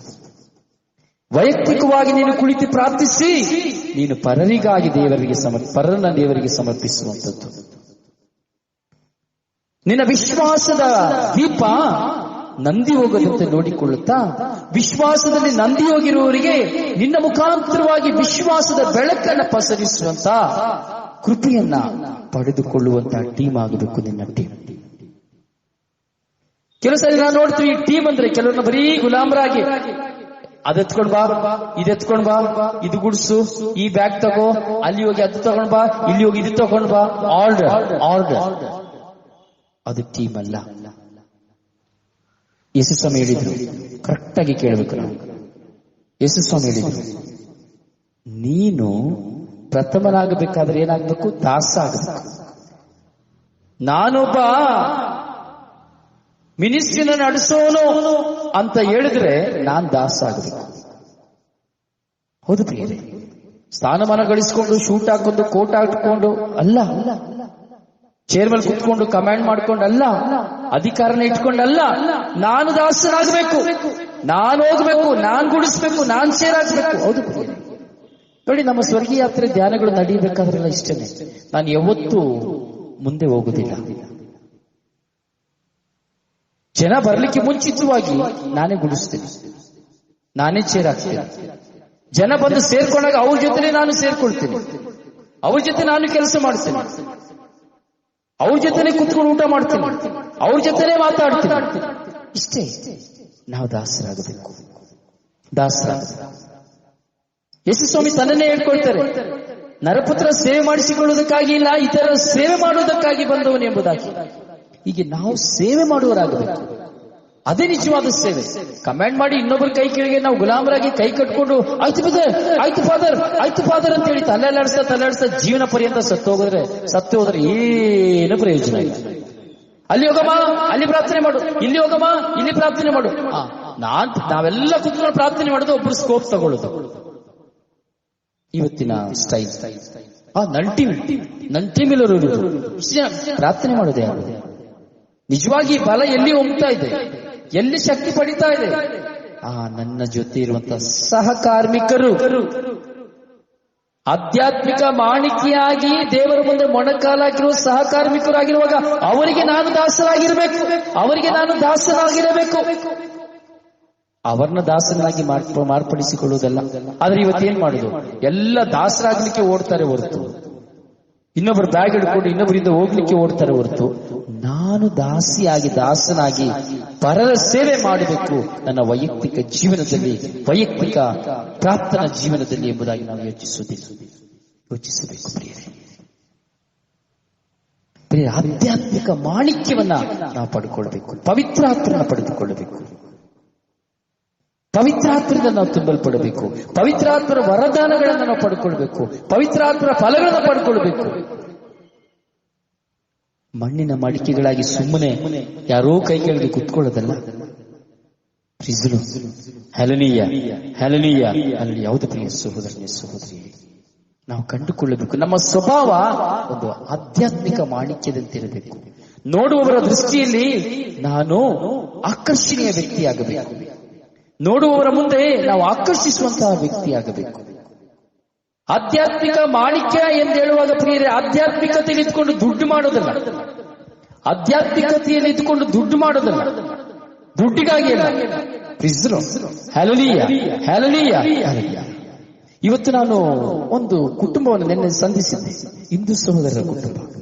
ಆ ಕುಟುಂಬದಲ್ಲಿ ಹೋಗುವಾಗ ಎಷ್ಟು ಅಚಲವಾದ ವಿಶ್ವಾಸ ಎಂಬುದಾದ್ರೆ ಪ್ರಿಯರೇ, ಅಷ್ಟು ಅಚಲವಾದಂತಹ ವಿಶ್ವಾಸ ಅವರಿಗೆ. ನನ್ನನ್ನು ಅವರು ಆ ಮನೆಗೆ ಆಮಂತ್ರಿಸಿದ್ರು ಸುಮಾರು ತಿಂಗಳುಗಳಿಂದ. ಆದ್ರೆ ಸುಮಾರು 11 ವರ್ಷಗಳಿಂದ ನಾನು ಅವರ ಮನೆಗೆ ಹೋಗಿದ್ದೆ. ಅವರು ನನ್ನ ಮನೆಗೆ ಬರಬೇಕು ಅಂತ ಕೇಳಿ ನಾನು ಹೋಗ್ಲಿಕ್ಕೆ ಆಗಿರ್ಲಿಲ್ಲ. ಆದ್ರೆ ಇವತ್ತು ತಕ್ಷಣಾರ್ಥದಲ್ಲಿ ನಾನು ಹೋದೆ. ಪ್ರಿಯ, ನಾನು ಆ ಮನೆಗೆ ಹೋಗುವಾಗ ಮನೆಯವರೆಲ್ಲರೂ ನಾನು ತುಂಬಾ ಸಂತೋಷವಾಗಿ ಸ್ವಾಗತಿಸಿ ನನ್ನ ಮುಂದೆ ಕುಳಿತುಕೊಂಡರು. ಹಾಗೆ ಕುಳಿತುಕೊಂಡಿರುವಾಗ ಮನೆಯ ಯಜಮಾನರು ಸಹ ಹೊರಗಿನಿಂದ ಬಂದು ನನ್ನ ತುಂಬಾ ಸಂತೋಷವಾಗಿ ಅವರನ್ನು ಸ್ವಾಗತಿಸಿದರು, ನಮಸ್ಕರಿಸಿದರು. 1 ನಿಮಿಷ ಕುಳಿತುಕೊಂಡ್ರು. ಆದ್ರೆ ಅವ್ರ ಕೈಲಿ ಕುತ್ಕೊಳ್ಳಿಕ್ಕಾಗಿಲ್ಲ. ಒಂಥರ ಪೇಚಾಡ್ತಾ ಇದ್ರು. ನನ್ನ ಮನಸ್ಸಿಗೆ ಯಾಕೆ ಇವರು ಪೇಚಾಡ್ತಾ ಇದ್ದಾರೆ ಎಂಬುದಾಗಿ. ಆಗ ತಕ್ಷಣ ಎದುರು ನಿಂತುಕೊಂಡ್ರು, 1 ನಿಮಿಷ ನಾನು ದೇವರಿಗೆ ದೀಪ ಹತ್ತಿಸ್ಬಿಡ್ತೇನೆ. ನಾನೆನಿಸಿದೆ, ಏನಪ್ಪ ಇದು, ನಾನು ಕುತ್ಕೊಂಡಿದ್ದೀನಿ, ಬಂದಿದ್ದೀನಿ, ಮಾತಾಡಿದ್ದೀನಿ, ಇವರು ದೇವರಿಗೆ ದೀಪ ಹತ್ತಿಸ್ಬಿಡ್ಬೇಕು ಅಂತ ಹೇಳ್ತಾ ಇದ್ದಾರಲ್ಲ. ಕೊನೆಯಲ್ಲಿ ಸರಿ ಆಯ್ತು, ಓಕೆ, ತೊಂದರೆ ಇಲ್ಲ ಅಂತ ಹೇಳ. ತಕ್ಷಣ ಎದ್ದು ನೋಡುವಾಗ ಅವರ ಕೈಯಲ್ಲಿ ಹೂವು. ಸೀದಾ ಮುಂದೆ ಹೋದ್ರು. ಹೋಗಿ ನೋಡುವಾಗ ಒಂದು ಶಿಲುಬೆ. ಆ ಶಿಲುಬೆಗೆ ದಿನಂಪ್ರತಿ ಅವರು ಹೂವು ಹಾಕ್ತಾ ಇದ್ದಾರೆ. ಕೊನೆಗೆ ಆ ಹಳೆಯ ಹೂವನ್ನು ತೆಗೆದ್ರು, ಈ ಹೊಸ ಹೂವನ್ನ ಆ ಶಿಲುಬೆಗೆ ಹಾಕಿದ್ರು. ನನಗೆ ಶಾಕ್ ಆಯ್ತು ಅದನ್ನ ನೋಡಿ. ಕೊನೆಗೆ ದೀಪ ಹಚ್ಚಿಸ್ಬೇಕು, 2 ಮೇಣದ ಬತ್ತಿಯನ್ನು ತಂದಿದ್ದಾರೆ ಬರಬೇಕಾದ್ರೆ. ಪ್ರಿಯರೇ, ನೆಲ ಹೋಗಿ ಒಂದು ಚೊಂಬದಲ್ಲಿ ನೀರು ತಗೊಂಡು ಆ ನೆಲದ ಮೇಲೆ ನೀರನ್ನು ಚಿಮುಕಿಸಿದ್ರು. ಒಂದು ಬಟ್ಟೆಯನ್ನು ತಗೊಂಡು ಬಂದ್ರು. ಸಂಪೂರ್ಣವಾಗಿ ಬಟ್ಟೆಯನ್ನು ಒರೆಸಿದ್ರು. ಆ ಸ್ಥಳವನ್ನೆಲ್ಲ ಬಟ್ಟೆಯನ್ನು ಒರೆಸಿ 2 ಮೇಣದ ಬತ್ತಿಯನ್ನು ಅಲ್ಲಿ ಹತ್ತಿಸಿದ್ರು, ನೆಲದ ಮೇಲೆ ಹತ್ತಿಸಿದ್ರು. ಇವರಲ್ಲಿ ಮೊಣಕಾಲೂರಿದರು. ನೋಡಿ ನನಗೆ ವಿಸ್ಮಯವಾಯಿತು. ಇದು ಮಾಣಿಕ್ಯ ತುಂಬಿದ ಸ್ವಭಾವ. ಒಂದು ಹಿಂದೂ ಸಹೋದರರಾಗಿ ಪ್ರಭು ಯೇಸು ಕ್ರಿಸ್ತರನ್ನ ಅವರು ಎಷ್ಟರ ಮಟ್ಟಿಗೆ ಗೌರವಿಸಿದರು ಎಂಬುದಾದರೆ ನಮಗೆ ನಾಚಿಕೆ ಆಗಬೇಕು. ಹೌದು ಪ್ರಿಯ ಸಹೋದರನೇ, ಸಹೋದರಿ, ಅವರಲ್ಲಿದ್ದಂತಹ ವಿಶ್ವಾಸ ಮಾಣಿಕ್ಯಕ್ಕೆ ಸಮಾನವಾದಂತಹ ವಿಶ್ವಾಸ ನನಗೆ ವಿಸ್ಮಯವಾಯಿತು. ಈಗೂ ಉಂಟೆ, ನಾವು ಟಿವಿಲಿ ನೋಡ್ತೀವಿ, ಈಗೂ ಉಂಟೆ. ಇಂತಹ ವ್ಯಕ್ತಿಗಳು ಇದ್ದಾರೆ. ದೇವರನ್ನು ಕಂಡರಿಯದವರು ರಕ್ಷಕರಾದ ಪ್ರಭು ಯೇಸುವೇ ದೇವರೆಂಬುದಾಗಿ ಸ್ವೀಕರಿಸಿದಂತ ಅವರ ವಿಶ್ವಾಸ. ಮಾತನಾಡಲಿಕ್ಕೆ ನಮ್ಮ ಮುಂದೆ ಇದ್ರು ಸಹ ನಮ್ಮನ್ನ ತಿರಸ್ಕರಿಸಿ ಮೊಟ್ಟ ಮೊದಲಿಗೆ ಸ್ಥಾನ ದೇವರಿಗೆ ಕೊಡಬೇಕೆಂಬುದಾಗಿ ದೇವರ ಬಳಿ ಹೋದಂತಹ ವ್ಯಕ್ತಿಯ ವಿಶ್ವಾಸ ಎಷ್ಟು ಶ್ರೇಷ್ಠವಾದದ್ದು ಎಂಬುದಾಗಿ ತಿಳಿಸಿ. ಹೌದು ಪ್ರಿಯರೇ, ಪ್ರಾರ್ಥನೆ ಎಂಬುದಾದರೆ ದೇವರಿಗೆ ನಾನು ಸಮಯ ಕೊಡುತ್ತೇನೆ ಅಂದ್ರೆ ನನ್ನ ಮುಂದೆ ಎಂತ ಅಧಿಕಾರಿ, ಗುರುಗಳು, ಧರ್ಮಾಧ್ಯಕ್ಷರು ಕೋಪೇ ಬಂದರೂ ಸಹ ನಾನು ಮೊದಲಿಗೆ ದೇವರಿಗೆ ಸ್ಥಾನವನ್ನು ಕೊಡಬೇಕು. ನಮ್ಮ ಸ್ವಭಾವವನ್ನು, ಆಧ್ಯಾತ್ಮಿಕತೆಯ ಜೀವನವನ್ನ ನಾವು ಮತ್ತೊಬ್ಬರಿಗೆ ಪ್ರಕಟಿಸಬೇಕು. ನಮ್ಮಿಂದ ಮತ್ತೊಬ್ಬರು ಕಲಿತುಕೊಳ್ಳಬೇಕು. ಹಲ್ಲೆಲೂಯಾ. ಹೌದು ಪ್ರಿಯ ಸಹೋದರನೇ, ಸಹೋದರಿಯೇ, ನಮ್ಮ ಜೀವನ ಆಧ್ಯಾತ್ಮಿಕ ಮಾಣಿಕ್ಯವಾಗಿರಬೇಕು, ಪ್ರಬಲವಾಗಿರಬೇಕು. ಯಾಕಂದ್ರೆ ನಾವು ನೋಡ್ತೇವೆ, ಪ್ರೇಷಿತರ ಸಂತ ಯಾಕೋಬ ಕ್ರಿಸ್ತ ಈ ಯೇಸು ಸ್ವಾಮಿ ಸಂಬಂಧಿಕರಾಗಿರ್ತಾರೆ. ಪ್ರೇಷಿತರಾದ ಸಂತ ಯಾಕೋಬ ಯೇಸು ಸ್ವಾಮಿ ಸಂಬಂಧಿಕ, ಬೇರೆ ಯಾರು ಇಲ್ಲ. ಅವನ ತಾಯಿ ಮಕ್ಕಳಿಗೋಸ್ಕರವಾಗಿ ಪ್ರಾರ್ಥಿಸಲಿಕ್ಕೆ ಯೇಸು ಸ್ವಾಮಿ ಹತ್ರ ಬರ್ತಾರೆ. ಆಕೆಯ ಪ್ರಾರ್ಥನೆ ಈ ಲೋಕಕ್ಕೆ ಸಂಬಂಧವಾಗಿದ್ದಲ್ಲ.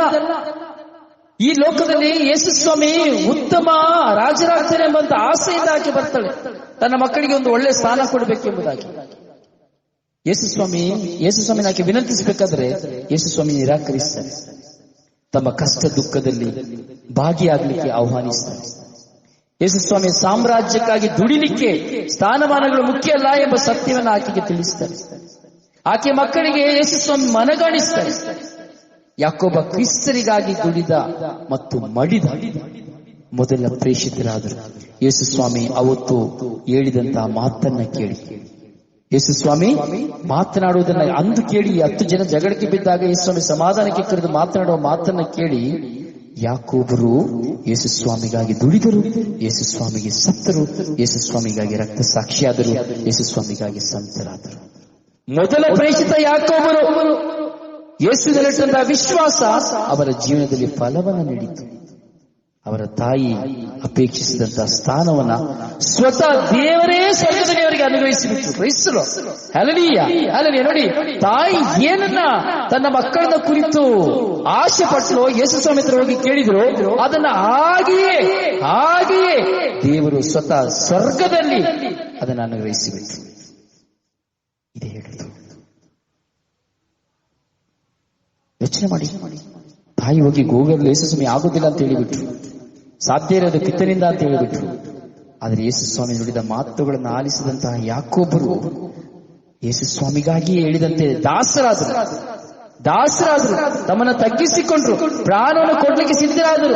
ಸರ್ವರ ಉದ್ಧಾರಕ್ಕಾಗಿ ತನ್ನ ಪ್ರಾಣವನ್ನು ಈಡಾಗಿ ಕೊಡುವುದಕ್ಕೂ ನರಪುತ್ರ ಬಂದಿದ್ದಾನೆ ಅಂತ ಹೇಳಿದಂತಹ ಯೇಸು ಸ್ವಾಮಿ ನುಡಿಯನ್ನು ಕೇಳಿ ತಾನು ಯೇಸುವಿಗಾಗಿ ತನ್ನ ರಕ್ತವನ್ನು ಸುರಿಸಿದರು, ಮರಣವನ್ನ ಹೊಂದಿದರು. ಕೊನೆಗೆ ಏನು ಸಂಭವಿಸಿತು? ಆ ತಾಯಿಯ ಅಪೇಕ್ಷಿಸಿದಂತೆ ಹಾಗೆ ಆ ಸ್ಥಾನವನ್ನ ಇಷ್ಟಪಟ್ಟ ಹಾಗೆ ದೇವರ ಸ್ವರ್ಗದಲ್ಲಿ ಅದನ್ನು ಅನುಗ್ರಹಿಸಿಬಿಟ್ರು. ಲೋಕದಲ್ಲಿಯೂ ಸಹ ಸಂತರಾಗಿ, 2 ದೇಶಗಳಲ್ಲಿ ಸಂತರಾಗಿ, ಪ್ರೇಷಿತರಾಗಿ, ಮೊಟ್ಟ ಮೊದಲ ರಕ್ತ ಸಾಕ್ಷಿಯಾಗಿ ಆಶೀರ್ವಾದವನ್ನು ಕೊಟ್ಟುಬಿಟ್ರು. ಪ್ರಿಯರೇ, ಇದೇ ನಮ್ಮ ಜೀವನವಾಗಬೇಕು, ಇದೇ ನಮ್ಮ ವಿಶ್ವಾಸವಾಗಬೇಕು. ನಾವು ಯಾಕೋಬರಂತೆ ಜೀವಿಸಬೇಕು. ಅದರಿಂದ ಆಲಿಸಿ, ಧ್ಯಾನಿಸಿ, ಪಾಲಿಸಿ ನಾವೆಲ್ಲರೂ ದೇವರ ಮಕ್ಕಳಾಗುವ, ವಿಶ್ವಾಸಿಗಳಾಗುವ ನಿಮ್ಮ ಪ್ರೀತಿಯ ನಲ್ಮೆಯ ಸಹೋದರ ರೊಜಾರಿಯೋ ಪಾಂಡವಪುರ ಪ್ರಾರ್ಥನಾ ಸಹಾಯಕ್ಕಾಗಿ ದೂರವಾಣಿ ಸಂಖ್ಯೆ 09902423181. God bless you.